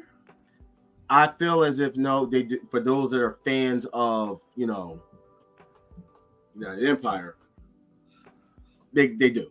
And those that have been following, anybody wondering why I said that? It's because Atlantis Jr. defeated Kyle Fletcher to win the Ring of Honor World TV Championship on an event nobody watched. But John's over here glazing about Kyle Fletcher, who lost his title. I didn't want to talk about it, but yes, he did. He lost on a non-televised match in another country, but he's glazing this man that no one cares about. Why are you saying it wasn't televised? It was televised for people to watch the. Yes, it was. You have to pay for it. You have Fight TV. If you don't have Fight TV, you can watch it. Why would I do that? Why would I get for CMLL? Yes. Why not? You watch Kyle Fletcher lose to a dude in a mask? I mean, Will Ospreay and Ricochet versus Top Flight? They're broken all the time. There is no Top Flight. I mean, that's not bad, but I got one better for you. Will and Ricochet versus the Lucha Brothers. The young, any team. Take my money. Take my money. Death Triangle, bro. Pac. FTR. It's a banger after banger after banger, bro. So it's good money. It's good business. I'm with it. I mean, I'm so happy that we're about to get Pac versus Daniel Bryan. But that's just me. Since we spoke about Ricochet, we got to do this, right? I gotta let you know, Mike Santana's back outside. He'll be at High Intensity Friday, July 26th on Triller TV. He's going against Zilla Fatu. It's one of Zilla Fatu's last commitments before you know what. Yep. You know what before. He's one of the ones I was talking about. You know what he's coming. You already know he's coming. He gotta go. He has to go and lose to Santana. He already told us. So he's gonna go and lose. Another person that we don't care about. Donovan Dijak. It was back. Okay, wait. I gotta sit there and say something about that. I just put it up, dude. He was a mole. No, he wasn't. And the crazy thing is that is going around, kind of like the whole situation with Chris Jericho. Yeah, you love sticking up. No, I'm not sticking up, but I basically say, like, if it's real, then okay, I'm going to double down on it. But if it's false narratives, I'm going to basically tell people, yo, that's a false narrative. You know what I'm saying? Like, you guys are going off of a tweet and you're saying, oh, he said it in the interview. And I'm like, point me out where the interview is. No one can point me out where the interview is. I finally got to get to the interview. It was a 4-hour interview, by the way. And the crazy thing is, he already talked about this. Fightful already debunked this. And people are still going on and on and on saying that apparently this man was leaking information. And I'm like, wait a minute, hold up. Dijak has not been on television for how long? How is he leaking anything? Was he in the boardrooms? Like, was he an executive? How can he leak anything? He barely was even in catering. The point is, once he got fired, he did what CM Punk did, and now you're sitting here because it's Dijak and not CM Punk acting like it's cool. But when he didn't do it. That's the thing. That's what I'm trying to let everybody know. So he actually even confirmed and said what happened. Literally, the M&M video, Maximum Male Model people, whatever. Their interview came out the day after. However, he actually recorded the interviews both on the same day. So when he said that he literally spoke to Sean Ross Sapp, he literally just got done doing an interview with Sean Ross Sapp that same day. The other interview didn't come out until the day afterwards. So people took that and was like, oh, he was basically leaking information to Sean Ross Sapp. Then I'm like, Hold on. But didn't WWE put out a presser on that too as well? No, they didn't. There has not. That's what I'm saying. Like everyone's going off of like hearsay, and I'm like, there has not been nothing legally or anything like concrete proof and evidence of him saying this. That's like you. That's like if I put Mercedes Moné up there on the TV on the screen right now, you're gonna say something about her. Thank you, Durkin. Why does everybody care about Dijak right now? I like that last part of the comment. Okay, good job. Andy, that's crazy. So the thing is because there was a lot of like positive stuff being said about him upon him leaving. Then all of a sudden, this came out by some WW weeboo retard, whatever you want to call it, whatever you want to like dub them as, and literally came out with this, and then people ran with it just like wildfire. And I'm just like, I hate for that for people. I hate for that for someone who's a good person. In my Rick Ross voice, you're not a star. Somebody lied, but he was outside for Blitzkrieg, where it started for his first appearance. Outside of the thing, still looking like himself when he was in that group that bombed Retribution. So Brian Keith's injury is legit, as DPW announced yesterday. AEW's Bad Apple will be vacating the Deadlock Pro Wrestling National Championship after 353 days. He's been Deadlock's national champion for 353 days, and he's going to have to give up that title. Asuka's also not just hurt, but has a severe injury, and will be out for at least 9 months. At least. It sounds like pregnancy at this point instead of an injury, but at least. Congratulations though to Angelo Dawkins on his marriage with his forever girlfriend. That's what you do. You marry your baby mamas, ladies and gentlemen. Don't forget to marry your baby mamas. And don't be afraid to bring them out in public. Yep. And now you're gonna say that, but you said it was a pack. Shut up. And shout out to Montez. Shout out to Montez for conducting the wedding for his friend and their marriage. It looks beautiful. I wish them nothing but love and happiness. WWE is outside. Outside. AJ Styles is going against Morofuji. Where's the story? What's the story? Get out of here, bro. Shut up. Why can't we talk about it? Where's the story? Shut up with your what's the story? Oh, I can't be petty. I can't be petty like everybody else. Where's the story? Where's the story? Creed brothers, along with Shayna, will go into Bloodsport. But what's the story? And Io's going back over to go against her friend Utami. What's the story? There's history between Utami and Io, by the way, from Star. What's the story? So, can someone tell me the story? So these are watch these promotions. Do you watch GCW? What's the storyline? Do you watch Noah? I don't. But what's the storyline between AJ Styles and Marufuji? So then, what you need to do is get Fightful, like you told me, and go watch. But wait a minute. What's the storyline between the Creed brothers going to GCW on Bloodsport? Do you watch GCW? I mean, I have, but I don't see the purpose of. I don't see the purpose of them going for Bloodsport. If you watched it recently, you might get a story. You should do that. I mean, but what have they been there? You should try it. But Shayna wrestled one time and didn't even have a story for that. So what happened? And now she's coming back. Shout out to Shayna for getting her work in. Who should Solo Sikoa bring in as his wise man? I am being rhetorical. Oh, I know. No, I was about to say it. Armando Alejandro Estrada. He is the former manager of Umaga and Jacob Fatu and is expected to be the new wise man. How we feel about that? We good with that? Oh, wait a minute. I love that. Jay's on Durkin. You are not watching Smack. I never do that during the show. I got up one time for one event. He is watching. Yeah, you definitely did. You definitely did. He is watching SmackDown. This is disrespectful. I'm not watching it. We're just disrespecting the night I produced completely. First off, I know Mr. Get It Sexy ain't talking to me. I didn't do none of that. You ran off the screen and was chanting "Get It Sexy." AEW spends $104 million a year with their talent, And you know who gets most of that?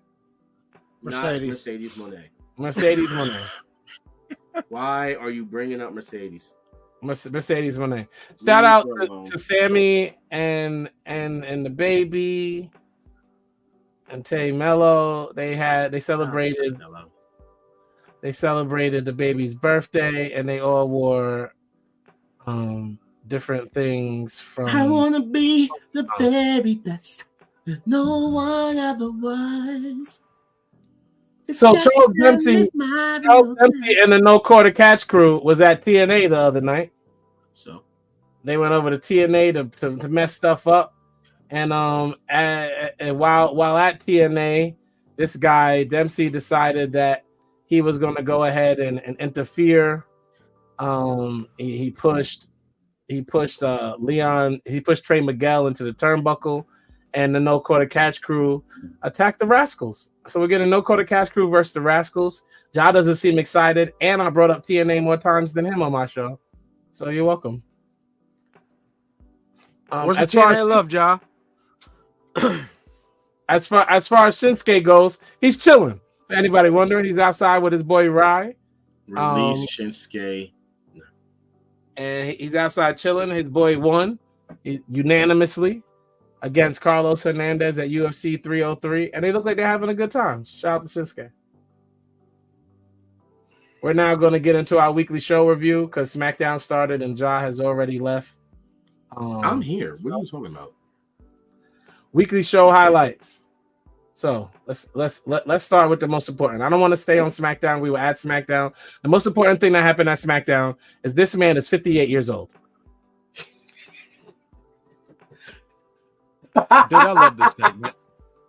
Listen, what the fuck does that mean that he's 58 years old? Mae Young's at 70 something. So what does that mean? Let's not do this. Sting was jumping off of freaking audience rafters and landing into people on tables. We're not about to do this. That man is 60 something. This man is 58 years old. He didn't sleep a wink. He got put through a table, and it was a bad bump. That wasn't an easy bump. That was a bad bump. I want to tell everybody that also while I was at SmackDown, we saw what happened on Speed, and Xavier Woods actually loses in the Speed Championship final. So that's stupid. He actually loses. So that's very stupid. But we'll get to New Day in a little bit. Also announced that night is something I'm actually looking forward to because I want DIY to win these titles and do something with them. WWE has tag teams now and is doing nothing with titles. So I don't understand. When have they happened? The only tag team legitly that they have is the Usos. And they're not saying that. We're looking at DIY, who is a tag team. You jerk. Stop acting like you care about DIY. I do. I always like DIY. You did not. Because we constantly talk about Johnny Gargano coming out to no pop. No, you do that. How you gonna push what you say on me? Because you agreed. Okay, that was true. That got nothing to do with Tommaso Ciampa. Tommaso Ciampa and Goldie was one of my. He comes out with no pop too. Tommaso, I froze. You got to keep going for me until I'm back. That's crazy. I don't even know where you are. Like, what am I doing? It's numbered. You're gonna put up number 64 next. Why do you have? I agree with Ja on this take. That's fine. I don't have to like the tag team champion. So on Collision, which wasn't important to me because I was getting ready to go to Forbidden Door the next day, they did announce something I'm excited about. We're about to get Serena Deeb versus Rio. Yes. Is none of you as excited as me about that? Let's go. Thick ass Rio versus Flat Tina Serena Deeb. Okay? The one that when she turns sideways, she disappears. Okay, the one that she steps through a crack, she falls through it. Okay, the one that could be used as a Q-tip. Bro, why you talking about Serena? Serena's one of the best female wrestlers in the world. I'm just She's repeating thicker what you were than saying. Sasha. And you still are saying Sasha thick. Wow, Sasha thick. I don't know. Like I'm saying exactly what you were saying. Thicker than Sasha. That's a lie, but you know she might be the only person not thicker than Sasha. Like Rio and Sasha are closer. Thick Rio. Oh man! All right, where are we going next? You want me to just go to SmackDown? Oh, sorry, Raw. 65 Raw card, please. Yes, thank you. Yep. Okay, boom, Raw card. How'd you reset yourself? I'm back. I'm about to be back in like 30, like 5, 4, 3, 2. Oh, you're letting me down, computer. 1. There we go. So on the night of Raw, it began with Chad Gable and Jey Uso. They were in the ring talking smack and bang. What I was about to complain about is that the Wyatt Six do the same thing they did last week and bring out a tape, a VHS tape. That's what he's going. Yep. So shout out to the Wyatt Six. The intro was fire. Jey Uso hiding under the ring, by the way, was probably one of the funniest things that happened in that moment. He hid under the ring. Jey Uso pussy. Oh, you heard that, Kimmy? He said he didn't want that smoke. You hear that? She watching SmackDown right now. She'll hear it later. But yeah, Jey Uso pussy. I told her that. I've been saying that man pussy. We still got viewers. Shout out to the Wolfpack Wrestling Podcast. So after that, and they know we're almost done. After that, Karrion Kross goes against Xavier Woods. Xavier Woods wins, but Karrion Kross injures Kofi Kingston. I think Kofi's the one that's going to turn and join them. No. Can I just be honest here? Can I just be honest here? Who gives a fuck? The Final Testament is boring, and the New Day is done. Like, what are we doing here? Can we find something else for these like 7 people? Seriously, can we find something else? Don't be a hater. You act like I'm lying here, and please tell me that I'm not lying. You're a hater, bro. Yo, okay. Just like the New Day I'm a hater, but I've been the only person who has been a fan of Karrion Kross. The New Day, I'm not talking about Karrion Kross. I don't care about Karrion Kross. This is the New Day I'm talking about. The New Day has done too much for wrestling. The New Day is dead. The New Day has done too much for wrestling, especially money-wise for that company. I don't care. To just throw them away. You think I care? By the way, we were at SmackDown. Flair has done a lot for wrestling. That doesn't mean I want to see him in another match. By the way, we were at SmackDown, and the most chanted thing is New Day Rock. Still, I swear. And you know I have no reason to lie. I swear to you, it was New Day Rocks and yes. Davina, you down here? What did they chant at SmackDown? We won Roman. Oh, she said, and woo. No, we chant that up every day, all day. I chant we won Roman. In my dreams, I chant that. They really chant New Day Rock still. It still happens. I don't know why I'm not on camera. My camera's on. They don't like me tonight. So then, of course, we got Dominic Mysterio versus Rey. That happened. That was a cool match. Only because of what happened during the match. Dom fell like the girl into Liv's lap. She. Why did she? Listen, man. I don't get that at all. Woo! Listen, I'm just. but I had to say something. I wish I was on camera. Why is my camera doing this? I don't know. I have to come back on here. Like, hurry up. Like, because I called this too. Liv Morgan, ever since her interview with Funny Marco, stock has been going up every single week. She threw the opening pitch at an MLB game. She's on making different appearances. Liv Morgan is cooking right now. Shout out to Liv for doing her best. Like, if what Tony is doing now is her best character work ever, this is Liv's currently best character work ever. So she's just living her regular life. That's messed up. So y'all are saying she's naturally a skeezer, and that's messed up. She broke up with Bo Dallas to do this storyline. See, you're speculating. You're calling her a skeezer. I'm speculating, or is that not what she said in the Funny Marco interview? That's not what she said. I'm telling lies. That's not what she said. What did she say about the reason why she's single? She did not say I broke up with my man to do a wrestling storyline. Tell us the reason why she said she is now single. That's not what she said. But tell us the reason why she said she's now single. You're not answering the question. She got obligations in wrestling in her career. She has career goals. She broke up with her man. You know what? She has to live. So after that, we did get the videotape, and once again, 2 weeks in a row. 2 weeks in a row, Bo Dallas delivers tremendously. and then when it picked up her car, I don't understand the hate online about this segment. This is me neither. Great There's hate online. I don't pay attention online. That's what it is. People are sitting there saying that it shouldn't have been revealed that it's Bo Dallas. I'm like, are you? Yeah. Let me and Dan has the same exact reaction because it's like I absolutely love this segment. I love the light coming behind the door this time around, and you can see it more than what you had said that is the Funhouse. You can really see it now. Yeah, and you actually pointed that out. Shout out to you, by the way. Thank you, bro. They did a phenomenal job. I want the Y6 thing to cook. Then we got to NXT. Yeah. By the way, not to. I know you're trying to hurry up, but let me just sit there and just say this real quick about the Y6 thing. The Y6 is cooking, but I feel is more cooking towards what's going on with Uncle Howdy and Bo Dallas.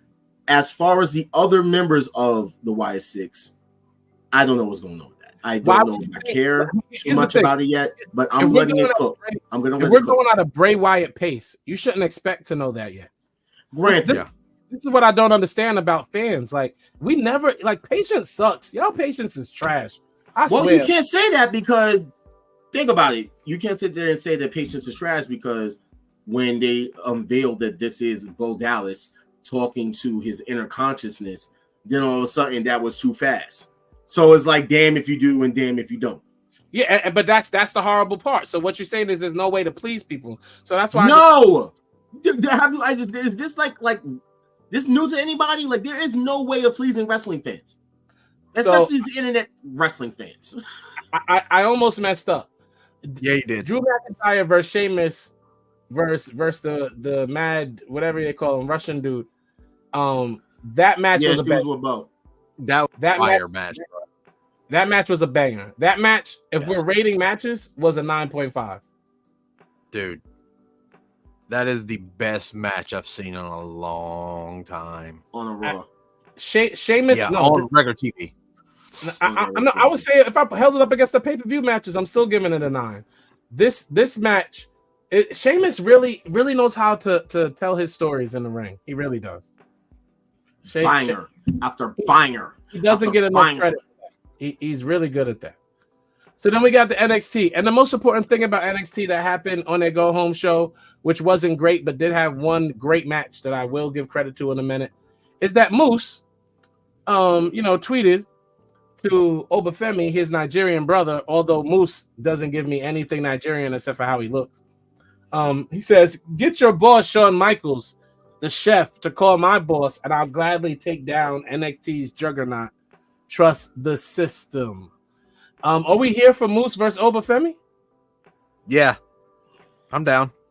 There's a bear shit in the woods. The fuck you think? What? Let's make sure it takes place in TNA. Ja, you just like two meaty men slapping meat, bro. He was chanting meat. I swear to y'all. He chanted meat. That is his chant. He loves that chant. You know what? Listen, I am not Big E, okay? I'm just sitting there saying. Jada Parker had a great match with Meechin. Jada Parker had I would honestly rank the match a 7.5. She had a great match. She won. It's a Yamala match. This guy. And then we got Roxanne Perez and Lola Vice face to face. Lola Vice knocked out one of Roxanne's security guards. That's not Spanish Lana? Okay, never mind. If you watched NXT, you would be mad because Lola cried the whole time she did her promo, like this weird whine cry thing. I don't get it.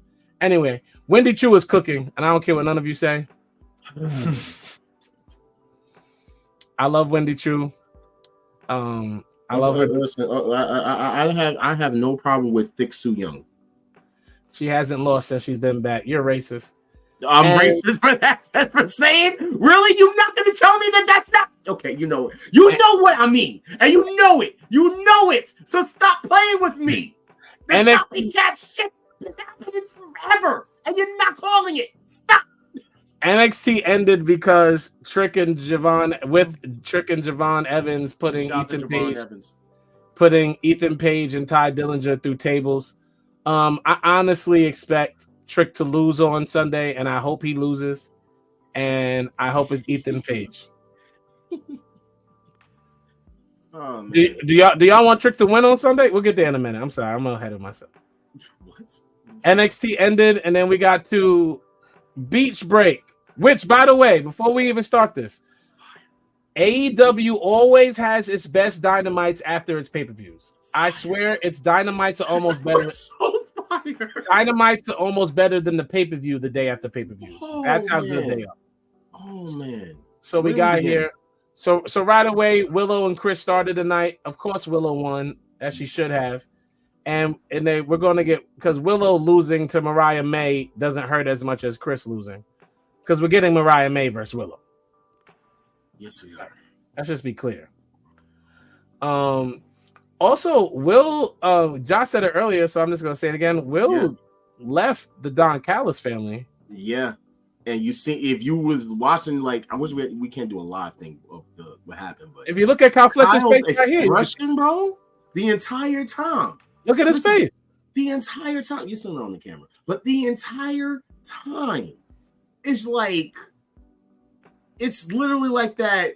I don't want to have to kill my brother, but I'm going to have to. It's like the little brother is going to have to kill the older brother. That's literally what it's looking like. It's crazy. Until we'll get into that later.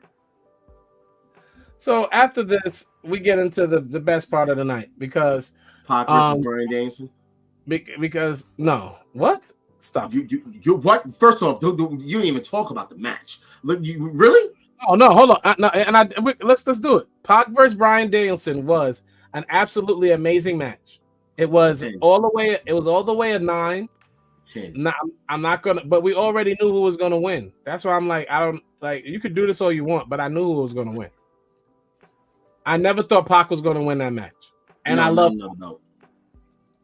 I never thought Pac was going to win that match. But the most important part of the night was when this guy, CEO Mercedes, pulls up, talks to my guys, the EVPs outside, bang bang, and then while she is talking to the EVPs, outside, and Britt Baker's in the ring, they start making the ring for Mercedes's celebration.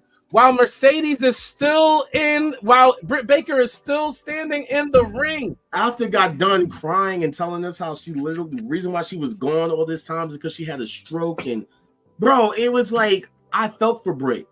And then the real heel Mercedes came out, bro. And the first thing she does is come in some crappy, I don't know how you were CEO on that bullshit car that you had. But that's neither here or there. You came out and you start talking to the EVPs. No, it is here or there. Turn, John. Turn from your wicked ways. And then you came out. You came out and the whole crowd was booing you because of Stephanie. And what you did to Britt. And, oh, man, the exchange between these two. Wembley can't come fast enough, bro. I'm just going to tell you right now. This has the potential. I'm going to be straightforward. No, we're talking about the promo that you don't want to talk about. Britt cooked Mercedes. By the way, Britt Baker cooked Mercedes in a promo on Wednesday night, and Ja sitting over here ate. She ate her. There were louder DMDs than CEOs, and there's no way to dispute that. First off, there was a lot of callbacks, which we talked about. Okay, there were a lot of callbacks, but the point is, she cooked her. Bitch, what line was actually something that Mercedes once said. Who won the promo? If this was WWE 2K 2018, who won the promo?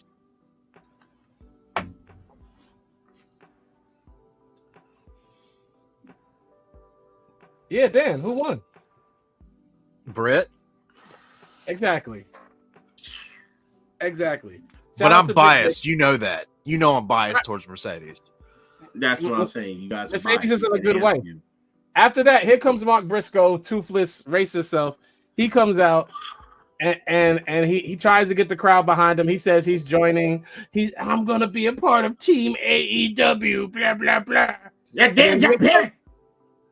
then y'all know what happened, right? My boy Jack Perry come out. They try to get catch a fade with him because they all haters. Until the Elite come out, clear the ring, and have the greatest picture of the year where all 4 of them are holding their titles, soon to be 5 titles. Sorry, Swerve. in the center of the ring. That's not happening, but okay. So soon to be 5. So Hook, this happened to Hook too. Hook got jumped. Hook got jumped. Like, boy, like Chris Jericho's still burning. I thought that was a wizard thing. Listen. When you're part of the learning tree, you can also be a wizard. Because when you got to be a wizard, you learn from the learning tree, and that is how you get your magic. Okay, guys? All right, guys. Bye. I should have knew better than to put this up here. That was my fault. Yeah. Somebody needs to give Chris Jericho a shirt. I'm a wizard. Then we found out who the mystery person was. It was Hangman Adam Page. New music, new style, new energy, new feel. We didn't even mention that Chris Statlander also had new music too. No, she had new music the night of the show too, but you were in the bathroom. Yeah, I wasn't there, but I was like, I didn't know, and that's why I was like, yo, hold up. Both of these guys got fire music right now. So Hangman came out, you know, with I got a new attitude, and he beat the snot out of Jeff Jarrett. Like, I felt bad. He had Jeff Jarrett with every move he had in his arsenal. Like, just the man's wife came out and made sure he was okay. He was alive. Where Kurt Angle's wife came out. And wow, you're crazy. So for those who are wondering, that now means we're about to get Hangman Page versus Jay White, but that's boring. We all know what's going to happen there. We're getting Bryan Danielson versus Hangman, and that match is going to be absolutely insane. So who wins that match? Bryan. Ja. I'm going. Who wins that match? I'm going with Bryan. It's Hangman Adam Page. We know that. I think it's going to be Bryan. Why are you such a hater, bro? I'm not a hater, but I honestly do think it's going to be Bryan. So they're trying to swerve us, even though Ja, for some reason, has these weird conceptions. Hangman supposedly doesn't want the Elite's help. Tells them to stay out of his business, got out of his face.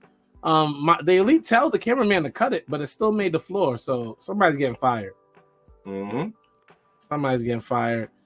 And then we got an amazing match between Daniel Garcia and Will Ospreay. That ended with MJF finally doing something. Heel turn. It's not even a turn. He's a heel. We talked about it. Like me and Enforcer talked about. Scumbag if he's been always coming out. Since he came back, he's been coming out the heel turn. Yeah. The entire time he's serving children. I think every adult knows he's a jerk. So Daniel Garcia was an idiot for trusting him anyway. But and he paid for it. What's his name? Daddy Magic. He paid for it. He paid for it.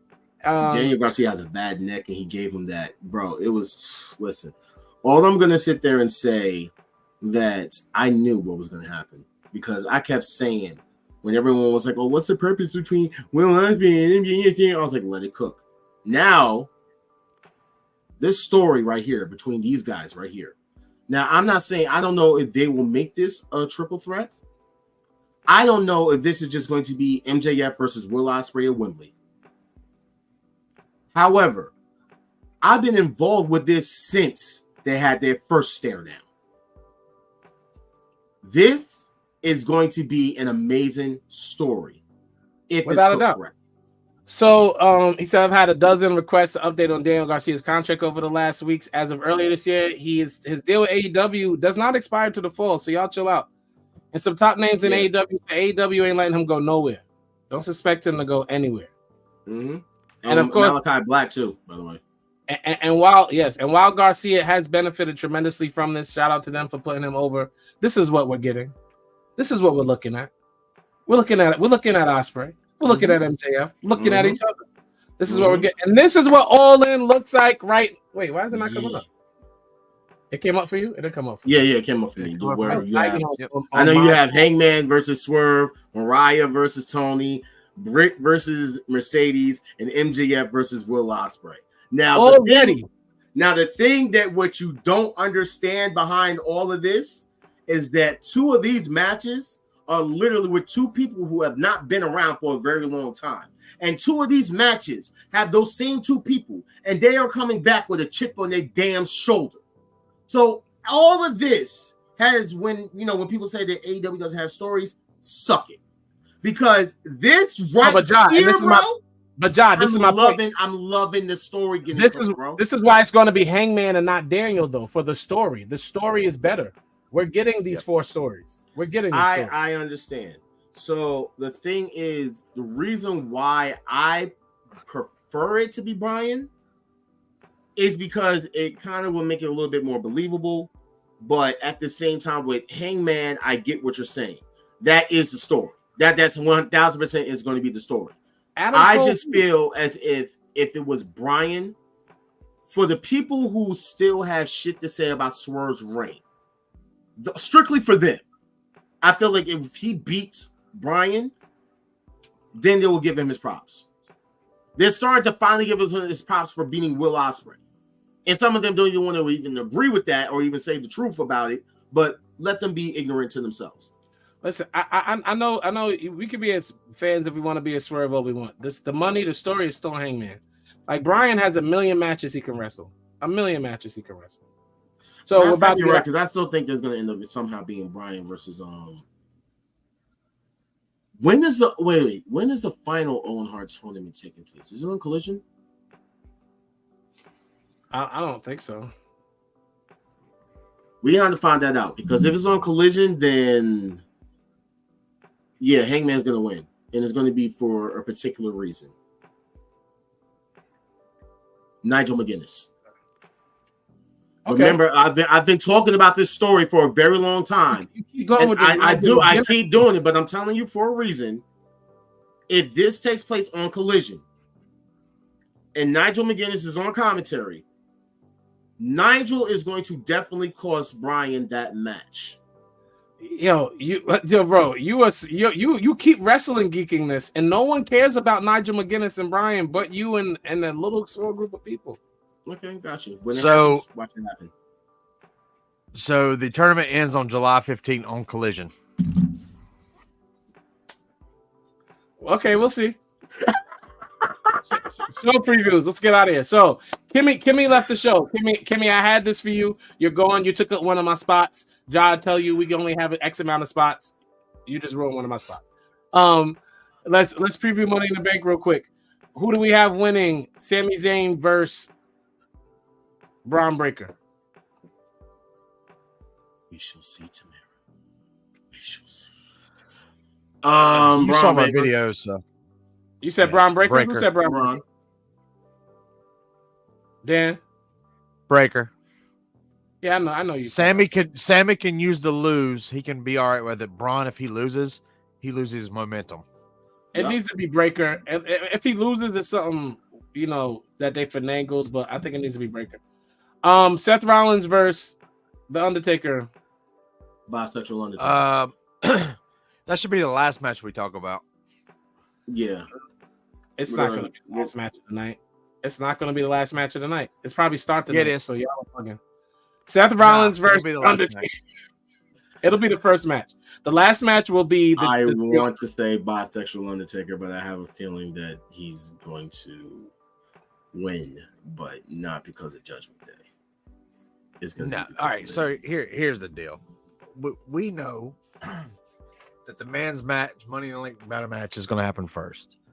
And Drew's going to win that match. I'm sorry. I want Jay to win, but Drew is going to win. We didn't get Drew there. said he's going to cash in at the end of the night. He's going to cash in to make a triple threat. Punk's coming, screw him out of the championship. Once again, Damian Priest walks out with the belt. It's happening.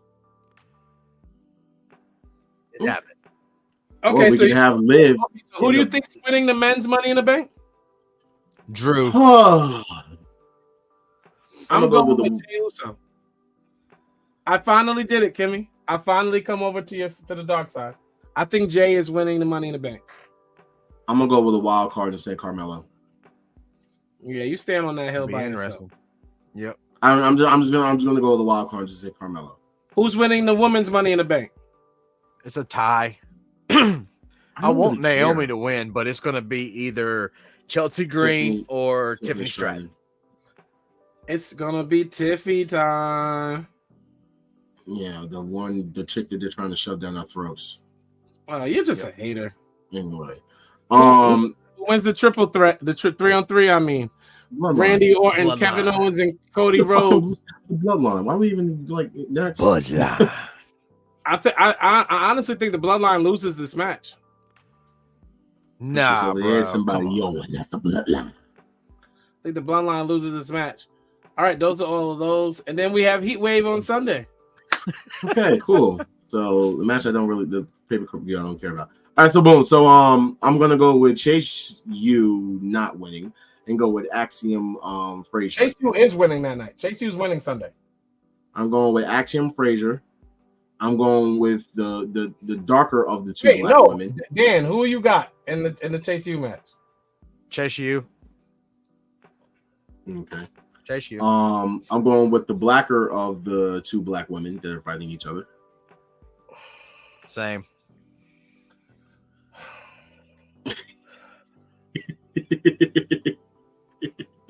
I'm glad this is over. You saw her daddy's black, so what are you talking about? Obafemi versus Wesley. Wesley. Femi. Wesley, please. Roxanne versus Lola. I think we all know Lola's winning because Roxanne's moving up. Lola. Yeah. And then we got the Fatal 4-Way. I don't even know the people that are in this match. Is it Ty Dillinger, Ethan Page, Little Mac, or what about Trick? the four women that are here? Like, what about that's on the pre-show, and I don't talk about pre-shows. Oh, okay, yeah, because I don't know any of them. Okay. I'm gonna go with Javon Evans. I'm going with Ethan Page. Ethan Page, bro. Ethan Page. I want to say Ethan Page, but I'm gonna go really black with this, and because of a personal reason, I'm going with Javon Evans. Because of a personal reason? Yes, because I have a lot of friends that are very cool with the guy, and yeah. So I'm going with Javon Evans. Well, personally, I want to say Ethan Page, but biasly, I'm going to say. I had a lot of fun producing this show today. I hope you all enjoyed it. Dan, your final thoughts? Yeah, you're going to do it next week too. Ooh. Money in the Bank is Saturday. We all knowing what's going on. My best buddy CM Punk's gonna screw over Drew. That's what I gotta say. All right. All right. I'm going last today. I produced the show. You go. Wow. That's crazy. Oh, okay, gotcha. So on my show, I got to do this. All right. So listen, it's your boy Jacquez, aka the Holy Heel All-Star Jared. You know what I'm saying? Since we're allowed to be, the same thing and like just say that it's different, spelling of it, same design. You know what I'm saying? It's crazy. But listen, I just want to sit there and say that for someone who told me that apparently we wasn't going to be here for long and only going to be like an hour and a half and we wasn't going to go past 2 hours, we definitely made it to 2 hours and 7 minutes. But everybody always talk about me. I got all his wrestling news. Talk about me and always being late, and that's the reason why we go on for so long and on. But hey, I didn't even have no control of the show. But somebody else did, and we still went on for 2 hours and counting. And now this man is turning the music all the way up, like trying to actually turn me, but you can't because I can actually make my mic louder. Anyway, listen, I really enjoyed Forbidden Door. It was good to be around my brothers. You know what I'm saying? Shout out to Enforcer who came through. You know what I'm saying? Shout out to Dark Ken. As always, love. You know what I'm saying? Seeing my brothers. You know what I mean? Shout out to all of you guys who've reached out to me. I appreciate all of the prayers as me and my family are going through this tough time right now. Thank you guys from the bottom of my heart. I really truly appreciate all of you. And shout out to All Star for producing his first episode of the Wolfpack Wrestling Podcast. You know what I'm saying? I am very proud of him. You know what I'm saying? You did very well, bro. You know what I'm saying? You went into this completely blind, didn't know what to do. I know you wanted to probably ask questions, but he was like, I'm gonna figure it out myself. I'm gonna do it. So he didn't listen. All Star did not contact me. He didn't ask me like, how do you do this or this or whatever. Nothing. You know what I'm saying? He had it all under control and all locked in. So shout out to All Star. You know what I'm saying? Looking forward to see how you produce next week. You know what I'm saying? Because I heard you say you don't want to do it. Because I don't. Yeah, now you see what I go through, right? So can I get some? Do I get my props now? No, not yes, but no, because you still have time. You have to take out the time. It is time consuming. My final thought. Okay, all right. It is time consuming because wrestling news does happen every day. So I completely understand that. And the organization part that I did, like numbering the photos and stuff, I don't expect Ja to do it. But it helps with the whole organization of it. But shout out to Dan for coming on the Dan for coming on the show tonight. We always love when he pulls up on us. Shout out to Kimmy and of course our sister Ginger right now, the evangelist, praying for you too. I really did enjoy it though. I'm not gonna lie. I enjoyed most of it because a lot of Mercedes in the news, and I don't enjoy that. It's just a lot of glazeration. But anyway, won't be no glazeration. Go to humblebragmusic.com and you can get all of our music. And I will be getting an MF t-shirt very soon. I think it's probably the number one shirt out right now. And I'm sure I'm sure it's sold out. It's got to be like number one in the WWE shop. Actually, no, Jacob Fatu is. But thank you. Yep. I mean, Jacob Fatu's entrance is fire. I don't know if y'all saw that. Oh yeah, but because we didn't talk about it. Bro. Literal fire. Solo who? Everything. I didn't even get to talk about this because I know we were trying to rush through it. I know everybody's trying to let him do it. Talking about it, but I'm just gonna sit here and just say this real quick. Remember how we kind of talked about it on the show? How WWE was scared about debuting Jacob because he's going to basically eclipse Solo. Yeah, that happened last week. Everything that they was afraid of happened last week. It did. So, bro, this dude behind them, as he's acknowledging them and just staring a hole out everyone, he looks like he's just gonna eat their faces off, bro. It was amazing, hilarious. Listen. So but shout out to Jacob Fatu. I don't mind the bloodline story. Wrestling's cooking once again. I'll say it every week. The past like 3 months now, wrestling is in a great place. Enjoy wrestling, all the wrestling that you can possibly catch. It's a lot of wrestling. Yes, but yeah, enjoy it. I'm gonna go watch SmackDown now. Go eat something. Thank y'all for pulling up on us on a Friday, and y'all pulled up too. There was a lot of y'all kicking it with us tonight. Thank you so much, man. Love y'all. Preach. How do I do this? I hit the outro. Peace. And every Thursday 7:30ish, and the show is stacked. Go and run and tell a friend we back. It's the Wolfpack.